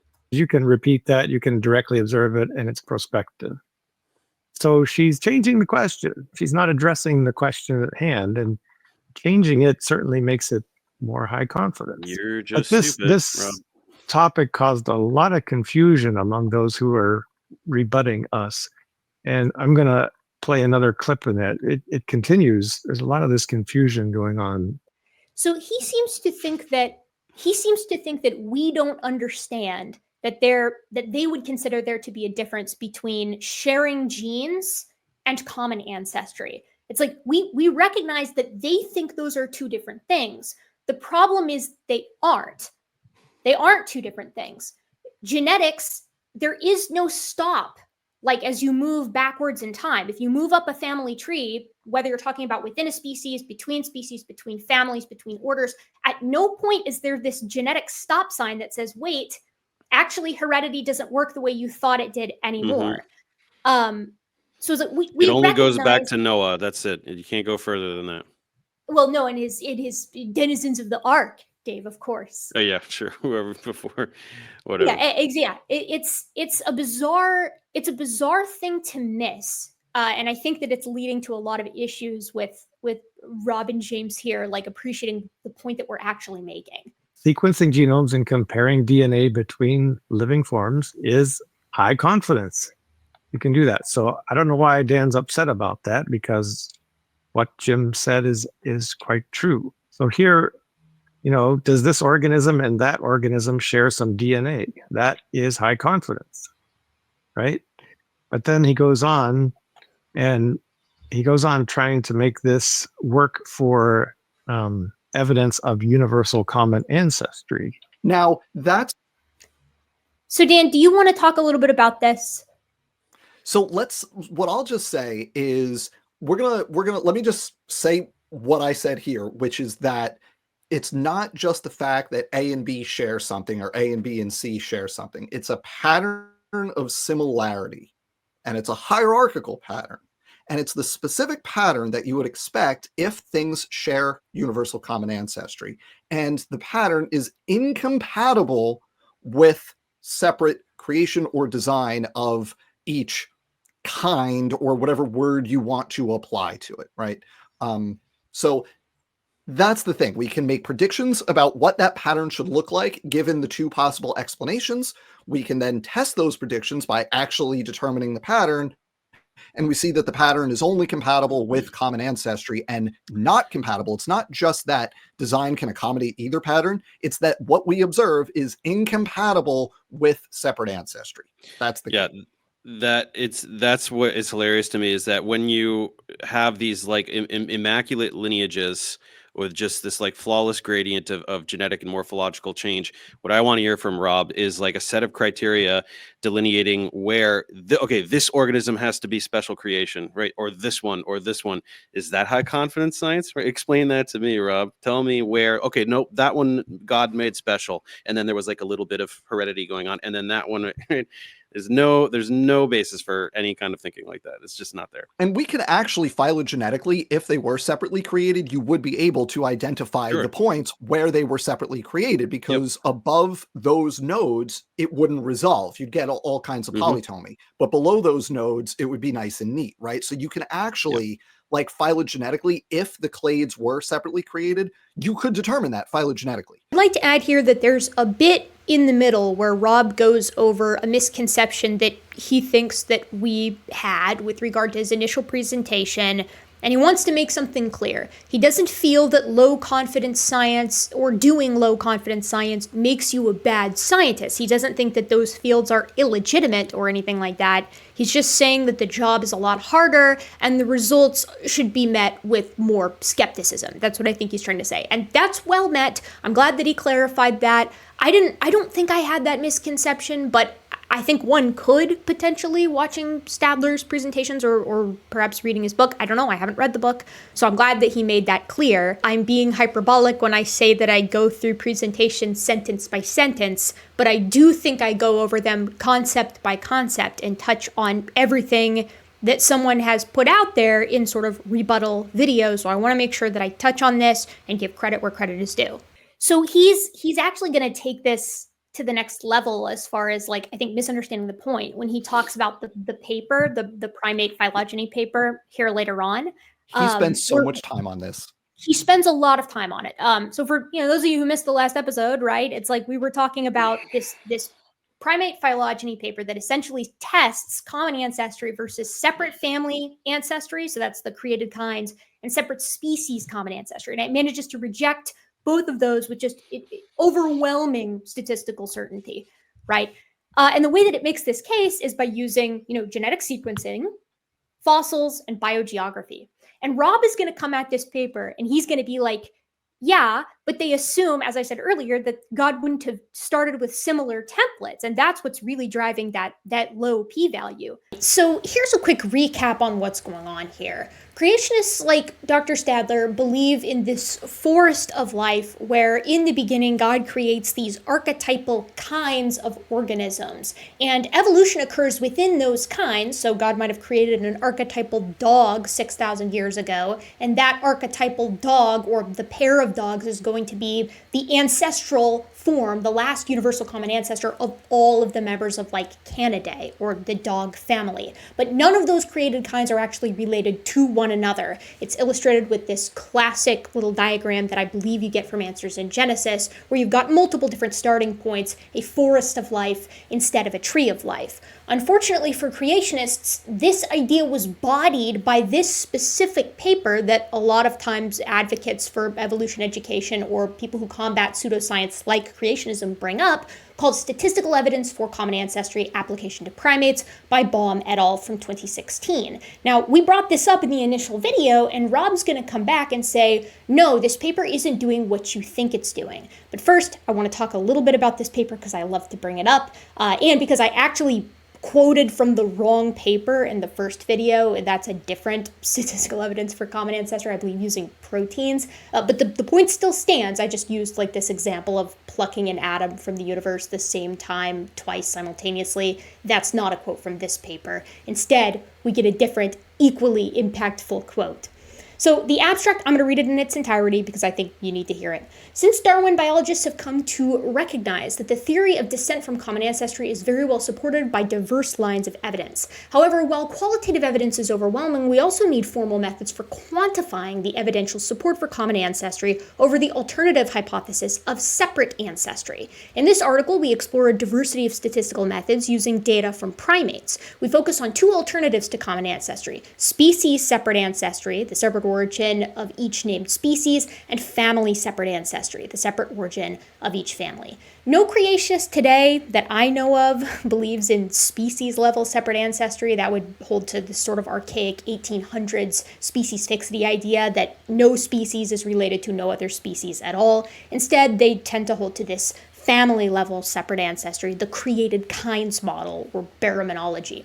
We implemented statistical tests based off of morphological, molecular, and biogeographic data and developed two new methods. One that tests for phylogenetic autocorrelation while correcting for variation due to confounding ecological traits, and a method for examining whether fossil taxa have fewer derived differences than living taxa. We overwhelmingly rejected both species and family separate ancestry with infinitesimal p-values. We compared these results with those from two companion papers, which also found tremendously strong support for common ancestry of all primates, and discussed future directions and general philosophical issues that pertain to statistical testing of historical hypotheses such as common ancestry. And it's important that they did primates here, right? Because humans are primates, which evolved from other primates. And that's problematic if you believe in sort of a literal created in the image of God type thing where humans can't have descended from other apes. Now, Rob's going to take issue with this paper. It's going to go on for about 3 minutes, but you need to hear what he thinks is wrong with this paper so that we can dissect that bit by bit and piece by piece, be individually and the peanut gallery as a whole. Eric is very excited. The whole gang here gets really excited about this published paper about statistically comparing this model against this model. There's this paper that I love, and it's called Statistical Evidence for Common Ancestry, Application to Primates. And the reason why I love this paper is because it specifically tests the creationist model of separate ancestry, and it specifically compares it to the evolutionary predictions, and it specifically does it with the one group that they cannot have common ancestry in, which is humans to the rest of the primates, and it specifically compares biogeographic evidence, fossil evidence, and genomic sequencing, and I would just like to read you guys an excerpt from it. That sounds pretty high confidence to me. So you could see the incredible enthusiasm they have for this paper and how relevant it is, they're saying, in defeating this model of the forest of life and strongly preferring this tree of life. Quick pause here. I hope that you can agree that what Rob is saying is that if the assumptions are correct, then this does soundly defeat the forced of life model. He's saying the assumptions aren't correct. Let's hear what he thinks the assumptions are. So we look at that paper and we come back here. There's actually a huge straw man assumption. It's the same assumption basically that I just reported about Erica's claim. But when you actually read the methods of this paper, there's this statement.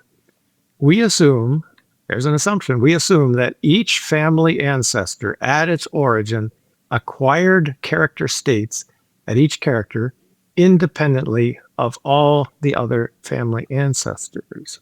So in other words, like I just said, here's the assumption they're making. In other words, they're saying that we're going to assume a designer of life over here would start with a clean slate for each and every one of these starting kinds of life. That's their assumption. And so when they find correlation structure here in modern life, it all points to the tree of life. And that's the total straw man argument. They're building a straw man, they're blowing it up. And so the p-value is absolutely absurd here in this case. It's the old statement of garbage in, garbage out. There's a bit in that clip where he says that the problem with this paper is a similar assumption that I made earlier about genetics, where when I talked about shared genes being equivalent to shared common ancestry, I said that we're only making one assumption there, and that's that genetics works the same in the present as it did in the past. Using the same logic that you use to make a family tree within a species, you get the tree of life. And that there's no stop sign that exists that tells us that there's a separate kind here, that evolution can't bridge this gap. And Rob takes issue with that because he thinks that that's assuming origin states. Hear it from him. The big hidden assumption in trying to compare these, the big hidden assumption that I think Eric is making is about the initial conditions down here. She's making an assumption about what a designer would have done. And the fundamental assumption actually is that these forms of life, when they got started, they were independent. In other words, a designer would come in and design an ape family over here. And then when they designed the human Homo sapiens over here, they started with a clean slate. So things like comparing how many teeth you have as a human versus a chimp, or how many fingers are on your hand, things like that. There shouldn't be, in this model, they're saying, we're assuming that there shouldn't be any correlation between features at the beginning. So what Rob is saying here is that some of the similarities that we see between groups of organisms may not be related to common descent. They may be related to common design, and that we're assuming that that can't have been the case, and thus we're making a straw man out of the separate ancestry model. Rob might think that 6,000 years ago, God created the humankind and he created the ape kind, and that they share a lot of genetic similarities because they have similar designs. They both have the same number of fingers and the same number of teeth, and we both grow hair and are mammals, and so on and so forth. Likewise, there might be similarities between the ape kind and the old world monkey kind, but those are just due to similarities in design. Those two groups aren't actually related. But I hope you can see the immediate problem with this, because the same genetic mechanisms and the same scientific processes that create the family trees within each of those created kinds unite all of the created kinds in a single tree of life. And Rob, and no creationist actually, has the means by which to tell the difference. They don't know where phylogenetics stops working, mechanistically speaking. They can't tell the difference between similarities or differences that are the result of common descent or common design, because remember, they accept some degree of common descent. If all the apes are related, then God created two apes, and then over 6,000 years they diversified into all the other apes, excluding humans. Same with the old world monkeys, same with the cats, same with the dogs. Rob and other creationists would say that the mechanisms and methods for phylogenetics work within a kind, but they don't work between kinds, except there's no way to tell the difference. And because there's no way to tell the difference, obviously everything looks like a gigantic tree of life. It looks like everything is related to one another. And here's the kicker. The changes genetically in each of these separately created kinds have to have accumulated separately and coincidentally in the same place at the same time just to make it look like they're actually related. I go into this a little more in our panel. But the problem is those genetic sequences are taking into account the changes that have occurred since, right? So it's like Rob has to explain why the Cercopithecoid kind and the non-human ape kind are accumulating the same exact gulo mutation in the same exact point at the same exact time, like through this common design lens, right? Because these things have time. You can time them. And so it would have had to have it wouldn't have been created into these organisms. Likewise with all of their mutations, because they have to assume that they diversify into these massive, into an incredible amount of species. And all of those mutations also have to just so happen to corroborate, shared ancestry with like the hominoids, for example. Put simply, why are these separately created and supposedly totally unrelated created kinds accumulating the same mutations in the same way and in the same place after they were created separately from one another if they are not actually related? That's a hell of a coincidence, isn't it? Dan explains it a little more and a little better next. Yeah, it's really, the problem is very straightforward for them in that in the separate ancestry model, you have a bunch of within species diversity, right? And the example that I like to use, just humans, chimps, gorillas, right? Let's just treat those as three separately created lineages, because creation is always a little bit iffy on humans, on chimps and gorillas, but a lot of times they'll say they're separate. So humans, chimps, gorillas, right? So you have a subset of the diversity in each that appeared in the common ancestor of all three that they all share. You have a subset of the diversity that appeared in the human and chimp common ancestor, and then the gorilla separate. And then you have a subset of the existing diversity that they each accumulated independently. That's going to lead to a specific pattern when you compare their genomes. If they were each separately created, you still have to account for all of that diversity, but now it's accumulating in each lineage independently. And mutations are probabilistic. So you cannot recover the same nested hierarchical pattern. You can just, it's very simple that if they're operating independently, which is necessarily the case in the separate ancestry model, you can't recover the same pattern as when they have a nested pattern of common ancestry. Those are two completely incompatible patterns of diversity. And when we go and look in the real world, we only see one of them. It becomes statistically nonsensical, essentially. Yeah. But I think that Stadler has also applied this misunderstanding to the paper that he thinks that we have misunderstood. So in other words, like I just said, here's the assumption they're making. In other words, they're saying that we're going to assume a designer of life over here would start with a clean slate for each and every one of these starting kinds of life. So again, Rob thinks that the conclusions of this paper in rejecting the forest of life are not apt because the reason they got that small p-value is they assumed that the starting state of each created kind should be entirely random. And so of course you're going to get a small p-value. But... Okay, so let's just start with that quote at the top, because I don't know if Rob knows what that means. Because each, at its origin, acquired character states in each character independently of all other family ancestors. So character in this context just means a nucleotide, A, T, C, or G. And then a character state is what nucleotide at what base is present, right? Which of the four is there?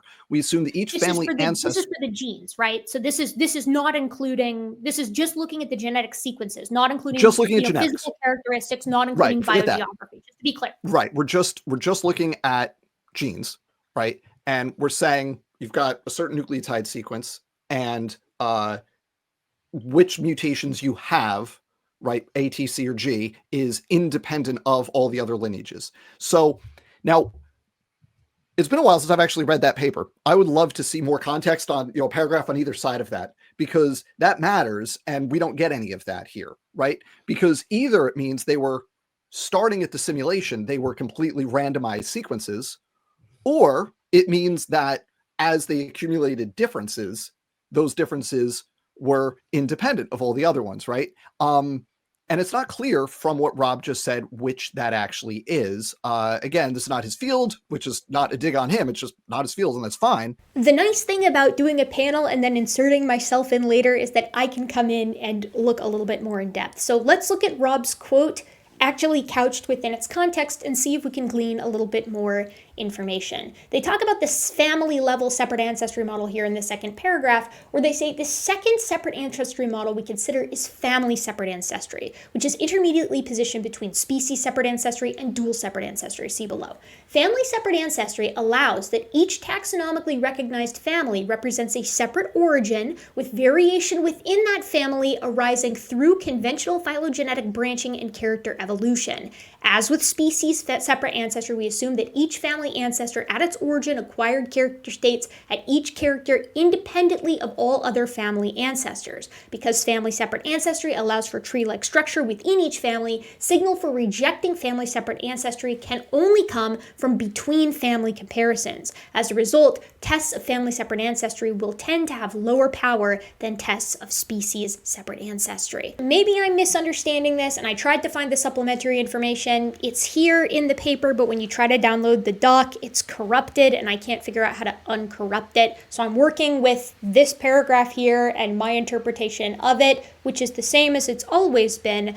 I think what it's saying here is exactly what Dan was positing. It says, family separate ancestry allows that each taxonomically recognized family represents a separate origin, a separate creation, with variation within that family arising through conventional phylogenetic branching and character evolution. So what it's saying here is that you have these separate creation events that are supposedly responsible for each of these families, and then evolution takes place as normal, which is what the creation separate ancestry model or forced of life model proposes. Initial creation of each created kind, and then diversification.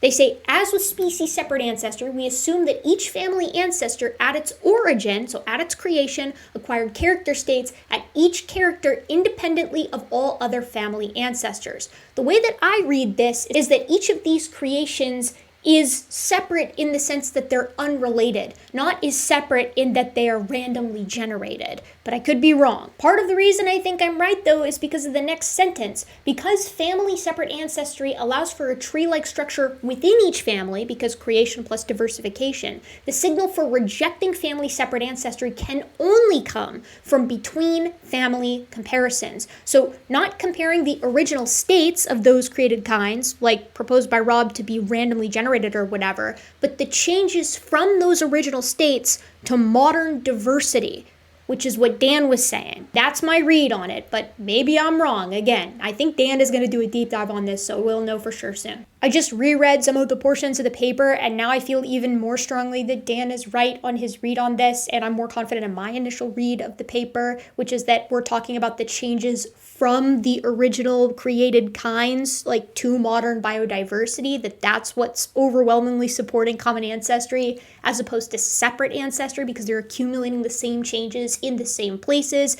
Part of why I think this is because they talk about a lot of different derived character states and the potential confounding nature of selection, ecological factors, and so on and so forth. But it also doesn't really matter because Dan is going to do an actual experiment in real time for us next. But here's the thing with that assumption in the box, big hidden assumption, no correlation structure at the start of life. Wrong. And I'm not the first person to look into this, but I have recently looked into this. And as we sit here recording this, I am going to very soon be doing a live demonstration of this in a live show, showing how you can start with a perfectly nested pattern and accumulate all the required diversity, and it breaks that pattern. Or you have common ancestry, as I described earlier, and you can see the pattern. And I haven't done that live show yet, but I have collected the data for it, which I can show right here. So Erica, please pull up my screen. Added to the stage. So these are the raw data, and I'm showing you the raw data because I did 6 replicates for each approach, created separately versus, we'll say common design versus common ancestry. And then in the top right, that's the pooled data for each of the 2 sets, right? And what I did here is this was a very simple thing because this is designed, again, to be done with people following along with me. So this is very simple. Use a nucleotide sequence generator to generate random nucleotide sequences. And what we do for common design for the created column is you have a perfectly nested series where I'm only using 15 nucleotides per sequence, but you pull them all together, you get a decent sized data set here. So for the perfectly nested set, your starting criteria is you have, and this is H, C, and G, that's human, chimp, gorilla, as our 3 separate kinds, if you will. You have 5 nucleotides that they all share identical, right? So it's all A's, for example. And then you have 5 where human and chimp are the same, and then gorilla is still A, and it's like G.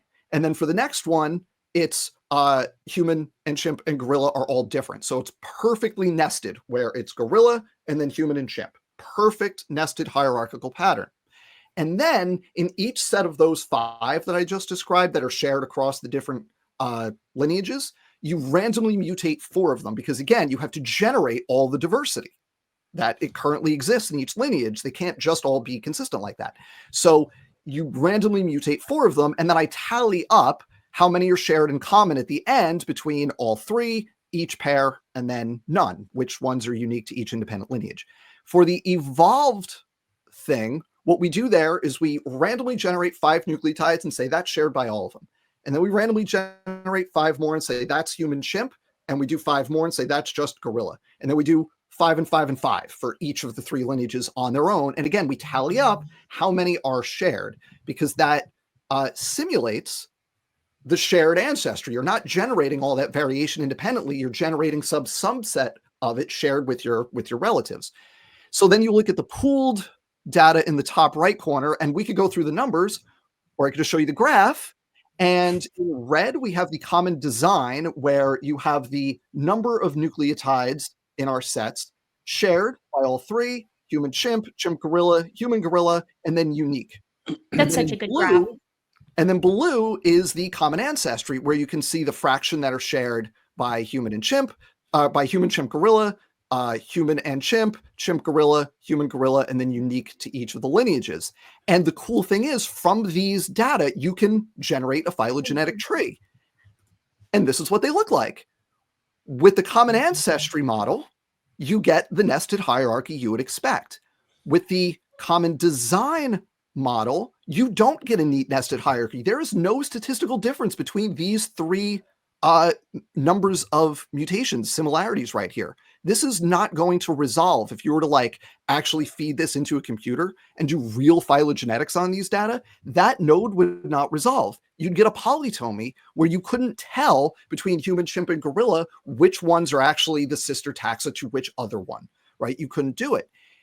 What Rob said is the assumption is that we're starting uncorrelated. No, I started perfectly correlated here. I gave you the nested hierarchy at the start. The problem is you still have to generate the extant diversity in each lineage. And if you generate that diversity independently, it doesn't matter what pattern you start with, you will lose that pattern. But if they actually share common ancestry, you get the same pattern every time. And I'll show you another example of this. I only have this on paper, but I actually, for each individual replicate, drew some of the trees. And so for the human, for the common ancestry one, you're not going to be able to see this, but these 3 trees are all the same, with gorilla as the outgroup and then human and chimp the sister. The branch lengths are different each time because there's going to be some variation. The other side, where you're doing separate ancestry, the outgroup differs. Sometimes it's chimps, sometimes it's gorillas, sometimes it's humans. There are different phylogenies each time you do it, just by chance. So no, Rob, you can't have it start with the nested pattern and get the nested pattern in the living things. This is directly testable, and here is a very simple demonstration of it. I love that graph is so nice. It's like a perfect little inversion. It's beautiful. Great job, Dan. Now there is one more thing in there that we also have to mention, and that it's Rob is talking about genes, right? We're talking about this in terms of like functional genes. So the designer would have used the same genes to do the same function. You can do this stuff with regions that are not base constrained, and you get the same pattern. There's no reason for the designer to use the same pattern of nucleotides in a region of the genome where the pattern of nucleotides doesn't matter. There's actually a clip, Dan, where he discusses how he believes that it's actually in the Human-chimp section where he talks about the nature of the entire genome, or at least large portions of the genome being fully functional. Well, no junk DNA. Didn't you guys hear? That's been overturned. There's none 100% functional genome, right? Dave is just trying to raise my blood pressure now. James Tour's response, though, to Rob's presentation of the incorrect assumptions that we're making with regard to separate ancestry, which I just went through why all of that does not work for him, has me kind of scratching my head a little bit. Yeah. That is interesting. So the p-value, you don't generally find p-values that small. But if you make an assumption that blocks out one area totally, then you could get a p-value that small. And it's interesting that she got really, really excited over something that is statistically very, very rare. Right, because if the assumptions are correct for the separate ancestry model, and I think that they are, then this bodies the forest of life completely. That's why I was excited, and I still think that holds. But she criticized in her video people who don't do their homework. Do a little homework, you know? That's interesting. You know, I never read the paper. I've assumed this is something for you to study. You went and you studied the paper, the very paper that she looked at, and that points it out that you make this claim, and then it's going to result in the p-value being so small. I kind of think he just wanted to have something to say to that, right? I also don't know why James didn't read the paper. If he knew that the paper was going to be on the docket today, you would think that he would have read it so that he would be able to follow along with Dr. Stadler here. But I guess he didn't need to follow along with much, since Dr. Stadler pulled one quote from the middle of like the introduction of the paper. And I also don't think that his representation of it was correct. So I will reiterate, let's all do our homework, huh? Stadler brings up this dependency graph of life paper, which is basically like a common design argument as opposed to phylogeny supporting common ancestry. And I bring this up to the panel because, if memory serves, Dan had done a bit on that a while back, and this is what happened. Just point out that this is from the Biocomplexity, the DI journal. It's never been peer reviewed. No one, it's on a blog. It's a blog post, basically. And you can go to the Peaceful Science Forum and find long discussions of why it's wrong. Even like something as ridiculous as genetic entropy, there are actual papers that creationists have written, like Carter and Sanford have written, that have like tried to get this into the actual literature, right? With the dependency graph thing, I think the original for that, I don't remember the year, it was like 2017 or 2018. There's been no attempt to like get it into a real journal. It's just evolution, not evolution news. It's biocomplexity. That's it.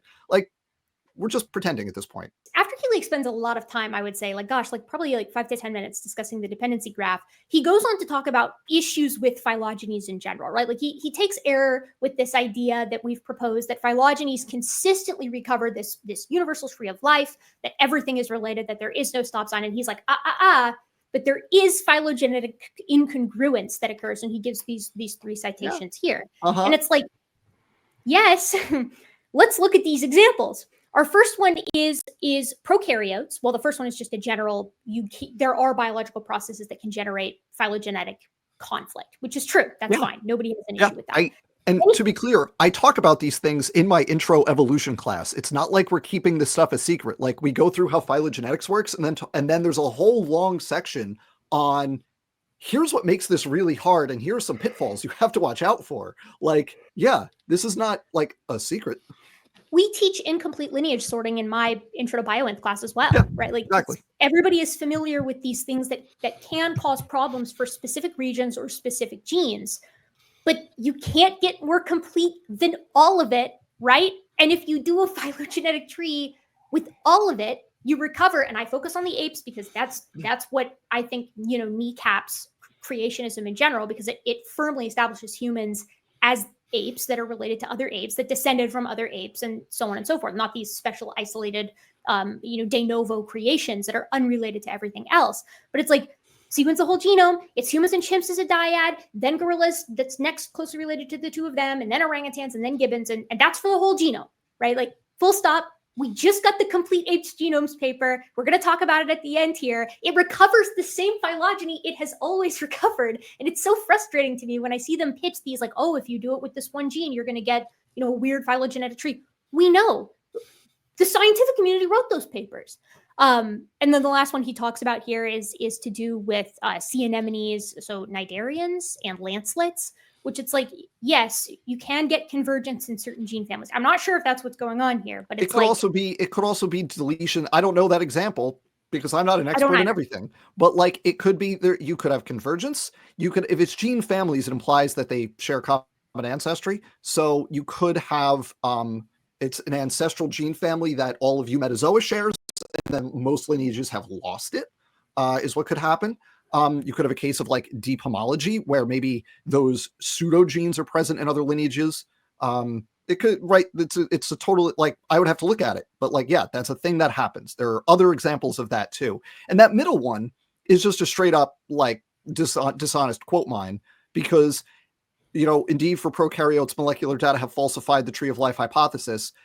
I guarantee you, I've not read that paper, but I guarantee you it is about the bush of life due to rampant horizontal gene transfer among prokaryotes. And the thing with that is, even if you say, yeah, you can't pin down like a nice, neat dichotomous branching pattern because of all the horizontal gene transfer going on, if you looked at each gene individually, you can do that. But the genes share funky pathways because of all the horizontal gene transfer, right? Yeah, it's not not generation to generation. Yeah. Yeah, and so like the fact that they pluck out that one line, that is just straight up dishonest quote mining, like typical creationist nonsense. I'll check the paper and see if they say bush of life anywhere in it and just slap up a big picture of it there if they do. I hope I'm right. Gold standard I hope you are too. So I did go look it up, and while Dan is conceptually right, there is no mention of the bush of life officially in this paper that talks about horizontal gene transfer in prokaryotes. But there is something that's even funnier, at least in my opinion, which is the little abstract at the beginning. Debates over the status of the tree of life often proceed without agreement as to what it is supposed to be: a hierarchical classification scheme, a tracing of genomic and organismal history, or a hypothesis about evolutionary processes and the patterns that they generate. I will argue that for Darwin, it was a hypothesis, which lateral gene transfer in prokaryotes now shows to be false. I will propose a more general and relaxed evolutionary theory and point out why anti-evolutionists should take no comfort from disproof of the tree of life hypothesis. Next, Rob has sort of a summary slide, and at the end, he talks about why the best evidence for evolution, including things like the fossil record, don't meet the 6 criteria. I don't think he sufficiently addresses in this portion of the video how it does, like how paleontology actually is repeatable. I'm not going to take the time to repeat all of those arguments here. I just wish that he would have touched on them more in depth. Same with vestigial organs and biogeography and so on and so forth. And then he gets into some Lensky stuff, which is Dan's bread and butter. Dan is always going to be arguing that Lensky's experiment in the case where the E. coli developed the ability to metabolize citrate, he's always going to be arguing that that was like a major innovation, a major evolutionary gain that required numerous mutations to come together and make new information and new genes and so forth. No, Dan and I can probably argue about this forever, but say that again, Dan, so everybody. Yeah, it's undeniable. Just multiple mutations, which is factually true. Also, my dog is barking. Let me go get him back inside now, and then we can hit play, and then I'll explain why he's wrong. It was a gene translocation and multiple point mutations. It was multiple genetic events to get that CIP+. I remember I did this. I talked about this a lot. I think it was my Behe debunk, probably. Yeah, it must have been.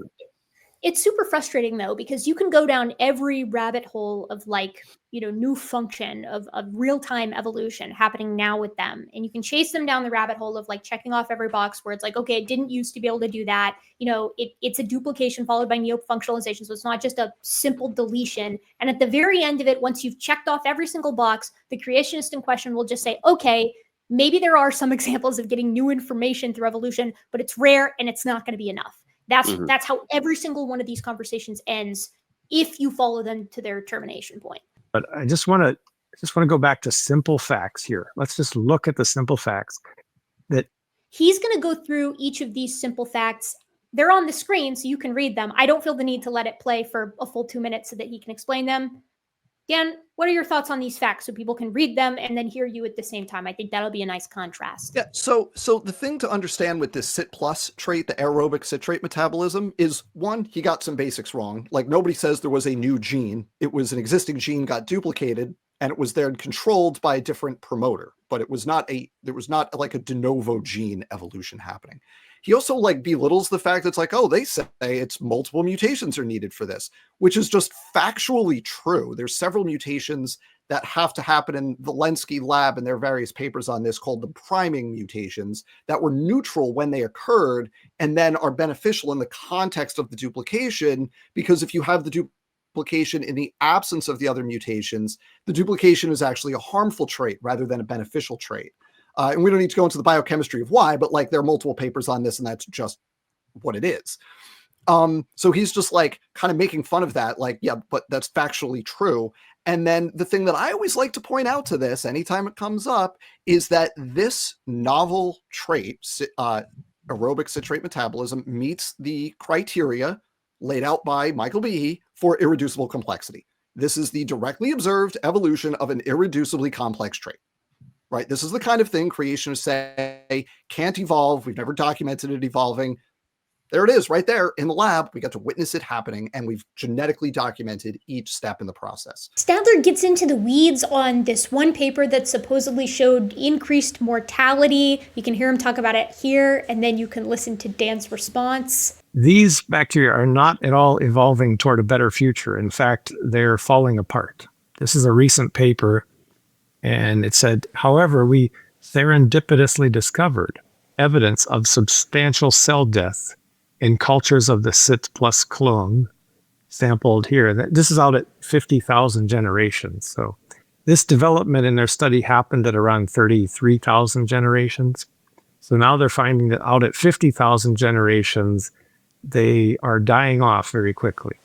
And these results indicate that the evolution of aerobic growth on citrate in this experiment, it was associated with elevated mortality. If you think that's a major innovation of evolution, I think the evidence is basically showing you it's a pretty simple modification, and it's actually quite a negative in this, even in this particular environment. So regarding the increased mortality in the sit plus line, I'm just going to, we'll peek behind the scenes here, folks. Eric and I were texting as we were each watching this. It just increasingly flabbergasted as we were watching it.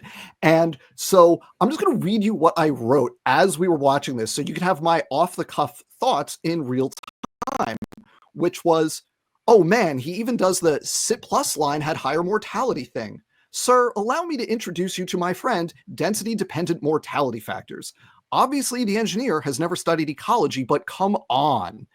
Because what this paper found was that the sit plus line has a higher mortality rate than the other lines in the experiment.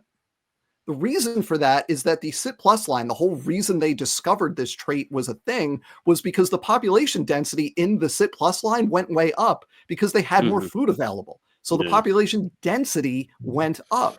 Now, when you're talking about mortality in a population, you have density-independent factors, which are things like old age, and you have density-dependent factors, which are like competition and disease and waste accumulation.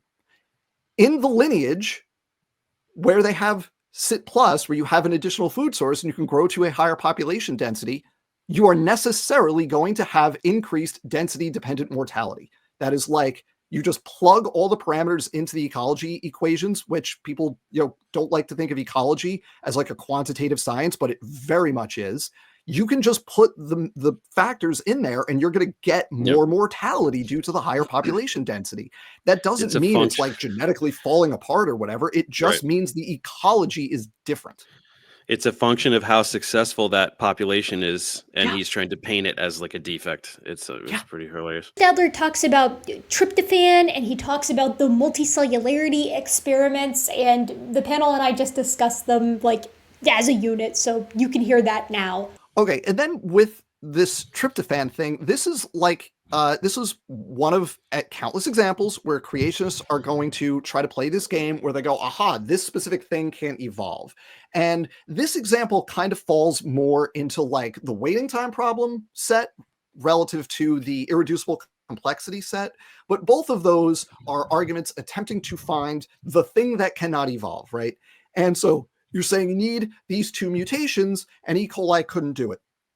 I don't care, because you can't use this as an evolutionary speed limit, because we have directly observed the evolution of traits that require more mutations than that.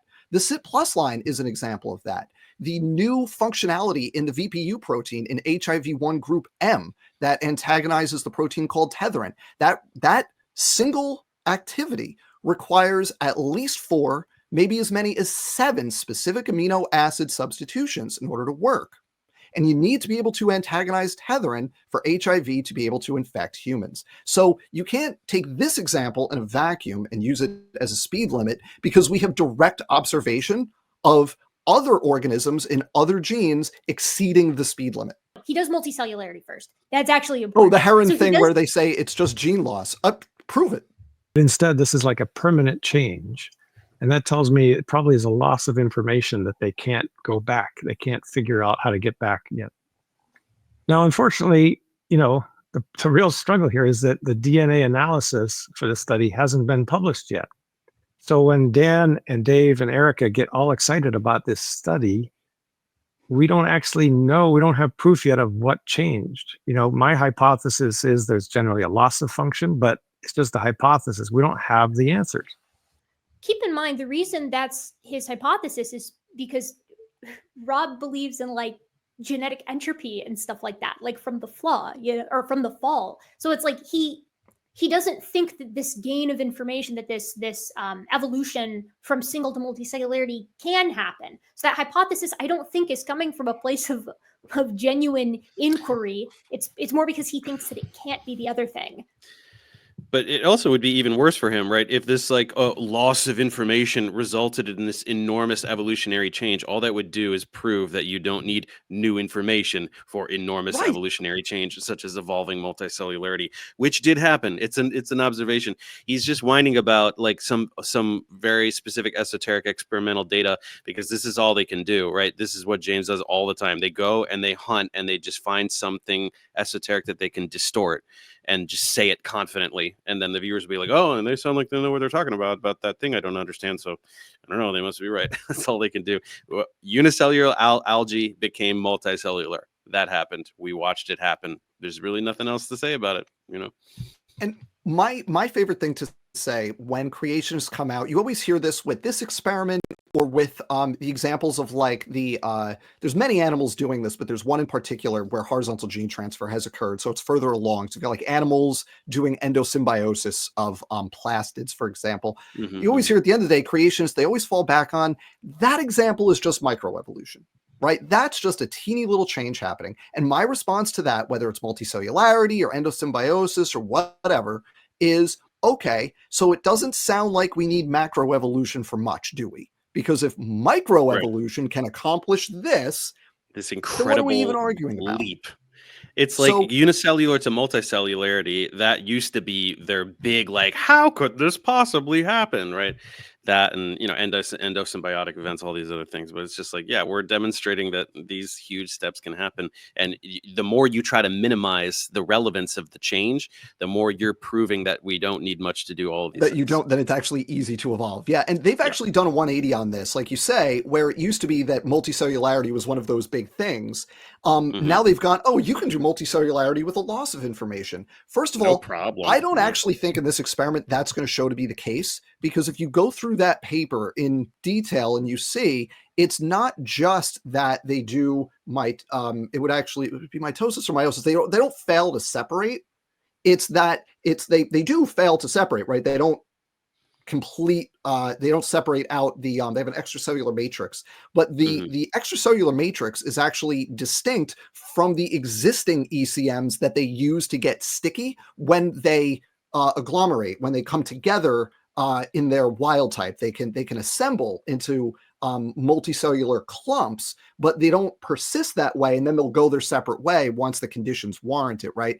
And the way they do that, it's not just that they are dividing and then not separating because they're engaging the stick together thing. It's actually structurally a different thing that is causing them to stay multicellular in the evolved lineages. So I don't think it's true that we're going to see like gene loss or whatever and they're reverting to the wild type, because it's actually phenotypically distinct from how the wild type operates. It's going to be fun to see what they go with because eventually that DNA study is going to come out. Eventually. And we've got two nice predictions on either side of the direction that they're going to go. Yeah. I've recently been won over too. You know, I mean, you guys are talking about this example of like, okay, what kind of change? What you can get multicellularity from massive deletions, right? I mean, that's they wouldn't call that new information, but that's because they don't know. They conceive of evolution as this ultimate fitness via genetic entropy instead of understanding fitness as context specific. That's always a major issue that they have. But it's like, we're going to get into this human-chimp stuff here in a second. And they accept that all dog breeds are related. And a Chihuahua is quite different from a Great Dane, right? Like you can get an enormous amount of physical variety from a very similar set, from extremely similar sets of genomes that are, ostensibly 99.9% similar from, to one another.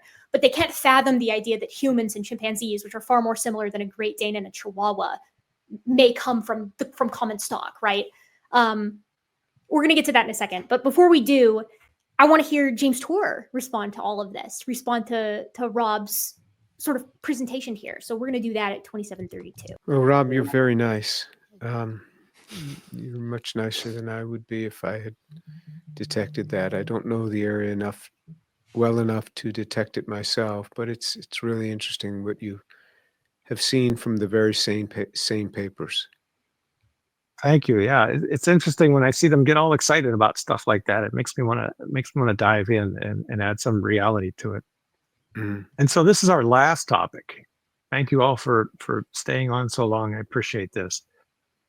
This is the topic, of course, that's going to get Erica the most angry or interested or excited. And I wouldn't doubt for a minute that there'll be some lengthy rebuttal about this. It makes me so happy that I'm known enough in the young earth creationist circle that Dr. Rob Stadler, who I've never interacted with, knows that this topic, the human and chimpanzee genomic similarity, is synonymous with gutsickgibbon. It's the thing that I do all the time, and it's the thing that I've put a whole lot of legwork and time, effort, and analyses into. For those who might not know, this is because a young earth creationist named Jeffrey Tompkins, a decade or so ago, proposed that the numbers for human-chimp genomic similarity are actually way lower than conventional scientists may have you believe. Myself and Glenn Williamson put a lot of effort into showing that Jeffrey Tompkins' methods are absolutely whack. They don't work. They are either the sign of someone who is intentionally lying about this subject or is completely incompetent in it.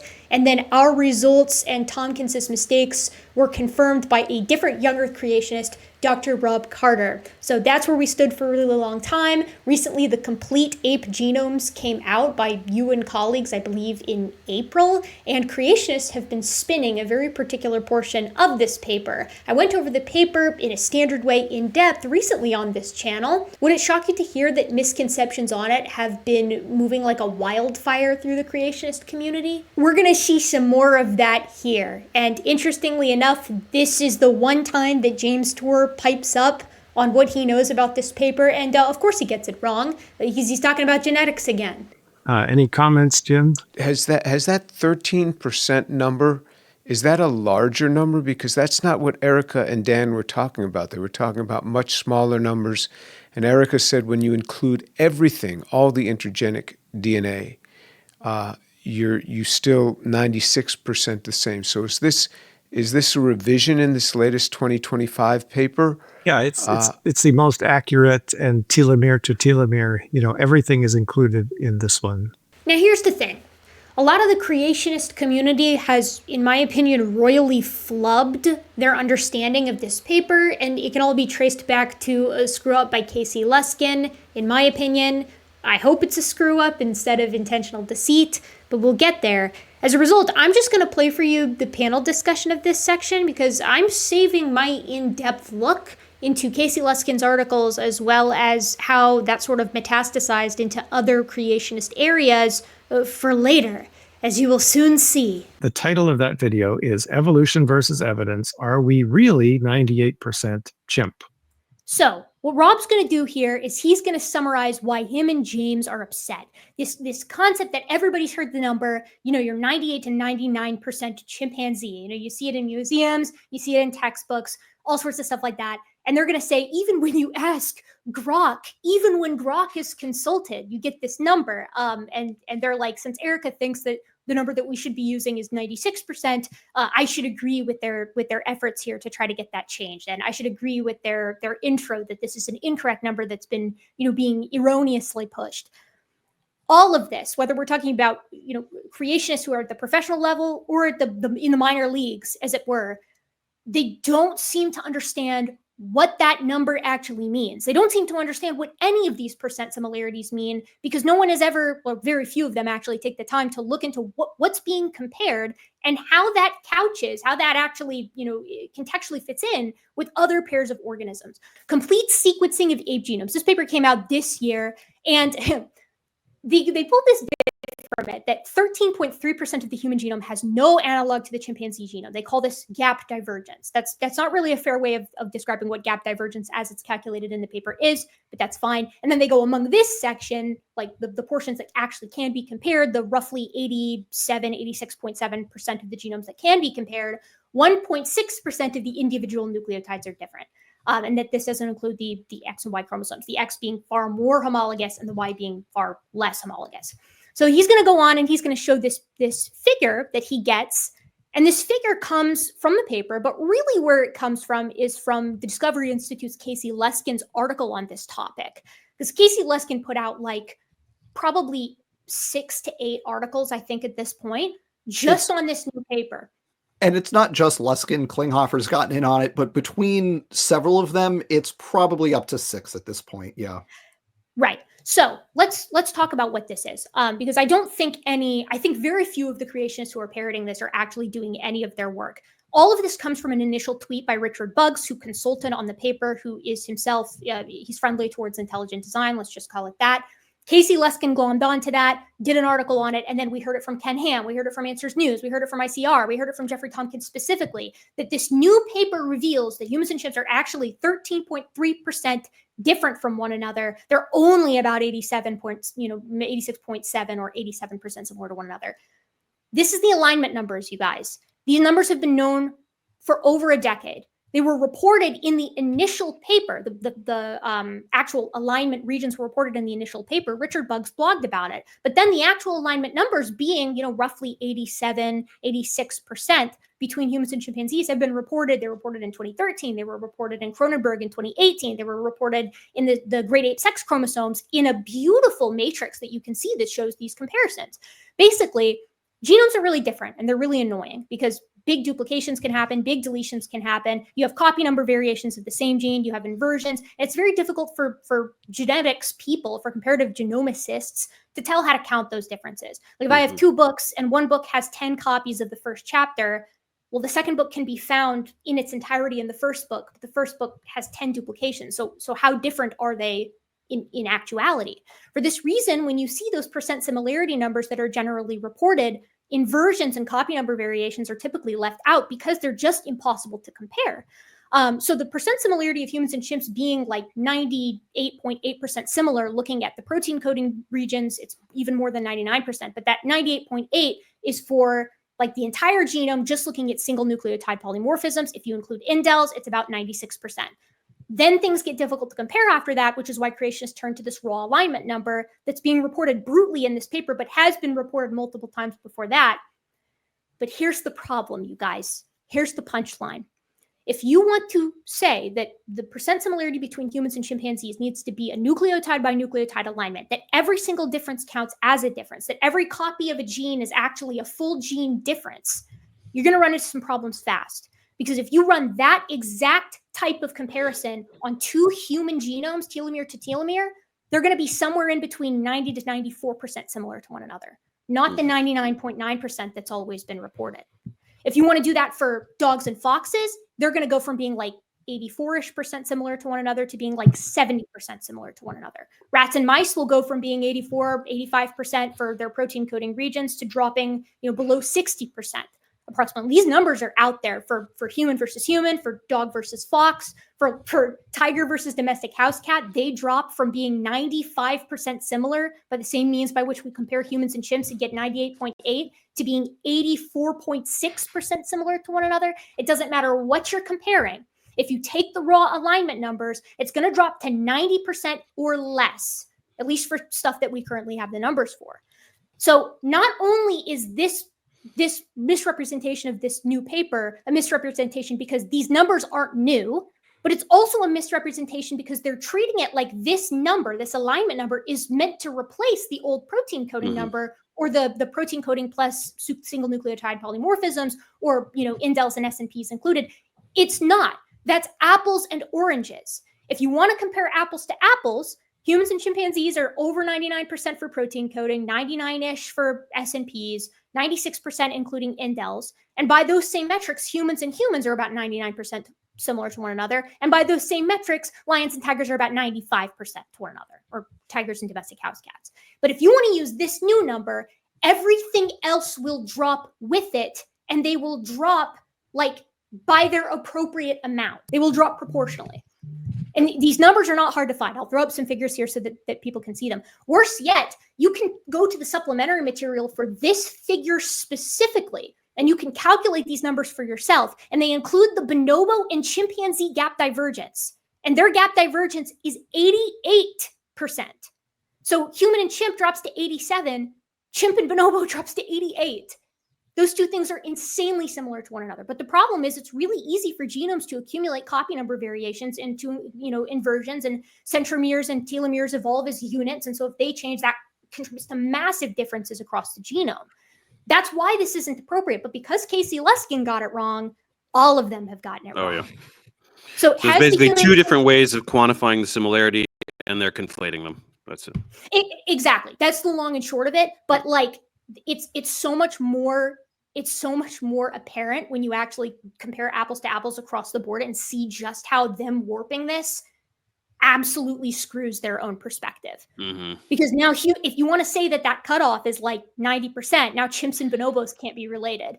Or now humans are different subspecies, right? We get some race. No one would propose that. That would be insane. So that's the long and short of it. James Tour is going to concur on this, and he basically says at one point here, he's like, "Oh, so the number has changed." And Stadler's like, "Yes, it's changed." No, it hasn't. Nothing in this paper with regard to these percent similarities is conceptually new, and the numbers themselves aren't really that different either. Protein coding similarities went up to 99.6%. And I consulted an author of that paper on that. I actually went over the details of that paper and its discoveries sort of within the broader scientific community, the context of biological anthropology and genetics, in a video that I just released on this channel. But our conversation for how creationists have handled it is going to be for another time. I'm trying to give Dr. Luskin ample opportunity to correct himself here. Because frankly, my content is pretty central to the conversation of human-chimpanzee genomic similarity with relation to creationism. If Rob Stadler knows about my involvement, ooh, you bet your sweet bippy Casey Luskin does. So we're going to give him a shot. We're going to give him a chance to correct himself. We'll see what happens. Okay, so the very last thing he's going to say is he's going to call Dan duplicitous, and I want to listen to that, and then we'll be done. Mentioned toward the beginning that I don't really feel like interacting with them is actually all that productive. In this video, in their rebuttal video to us, they made some statements that just show that they're their focus really is not on obtaining truth. It's more focus on being spiteful. Dan actually, Dan invited me to come on his channel, and I could tell by interactions with him and other people that he's kind of duplicitous about how he does things. Like he wants to lure people onto his channel and then kind of ambush them. Dan, you're very good at being kind of unassuming and more polite, and that lures them in. So different styles, but I appreciate your stuff. Don't blow up my game, man. We all watched you talk to Behe. We did. I think I'm nice. All right. So you could see he's kind of duplicitous in how he approaches this, and I'd rather not interact with him directly. So duplicitous, trying to correct your lies. Wow, amazing. Can we just appreciate the fact that you need to appreciate like people joking? Like the people who say that I'm nice are the people who have come on my channel. Like Michael Behe. Well, I don't know about anymore because we had a thing recently. But other than that was recent. Prior to that, he would have said I was nice. But like Fuzz Rana and Paul Price and Sal Cordova, like maybe not James Carter because he then said I was possessed by demons. But so that was okay. Fair enough on that one.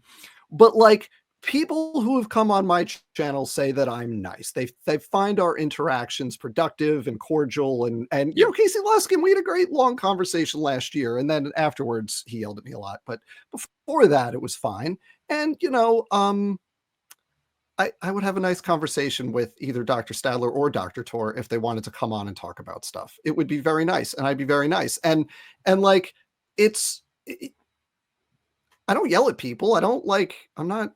No, I always say, hey, here's a specific topic I would like to have you on to talk about because you talked about it. Do you want to come on and talk about it? That's it. Or sometimes it's, do you want to talk about your book? I think that's what it was for Stadler. I don't understand this conflation of like being duplicitous with disagreeing with you. Like to them, you having them on and then being like, hey, I want you to come on and defend this position. I'm a nice guy, but I'm going to disagree with you. They come on, that's what happens, and they're like, how could he trick me into doing this? I can't believe it. He disagreed with me on camera. He invited me on, and then he publicly disagreed with me. It's like that's all to be clear. upfront. To be clear, I invite people on to talk about a very specific topic. It's be like, hey, I would love to have you on to talk about this specific thing because you wrote this article. I would love to talk about it. But then you ambush them with facts and debunking the dumb things they say. It's an ambush. After that, we kind of just talk about creationist strategies for a little while and James Tour in general, but it's not really relevant to my response and it's going to end up on their channels anyway. So if you want to see the rest of the entire discussion, by all means, go over there and check it out. But I was like pretty unimpressed by this as a response. I think a lot of the problem is Dr. Stadler and Dr. Tour don't really know what the challenge is. They aren't really appreciating what the issue is for separate ancestry. They certainly don't understand this new, human-chimpanzee genomic similarity paper. And James Tour says something at the end where he's like, oh, wow, and I understand that this new number basically replaces the old number. And Dr. Stadler's like, yeah, that's just not at all what's happened. Again, more on that later. So is this a revision in this latest 2025 paper? Yeah, it's the most accurate and telomere to telomere. Everything is included in this one. You sure about that? You sure about that? That's why? But this is a conversation that seems to be happening video by video over YouTube, and that's really all I have to say for my response. We'll see if they respond back. I said this in the panel, but it wouldn't surprise me if Stadler and Tor were just like, I'm not interested in this continued exchange with these disingenuous interlocutors. And it's like, if that's what they want to say, so be it. I'm happy to have the last word. James knows what my conditions are to have a conversation about abiogenesis. So if he wants to pick up where we left off on that, that's totally fine too. But I want to have a conversation about evolution as well. Human evolution, to be precise, the area that I actually know very well. So when you, my gentle and of course very modern viewer, encounter James Tour fans in the comments section saying any number of things from reasonable things to absolutely heinous accusations and insults, please feel free to tell them that I am game for a conversation. I don't think my conditions are unreasonable, and the ball is in Dr. Tour's court. If you like what I do here on this channel, please consider supporting me in the free way, leaving a like or a comment or subscribing. James Tour fans are actually really helping me on some of those fronts, so please allow them to continue like duking it out with themselves, shadowboxing if you will, in the comment section. And if you want to support me in a free way, you can do that as well by joining my Patreon. Patrons sometimes get early access to videos, but they always get their names at the end of each and every video. So I'd like to take a moment to thank you from the bottom of my gentle and of course very modern heart for being such a curious primate. And I'll see you real soon in the next one.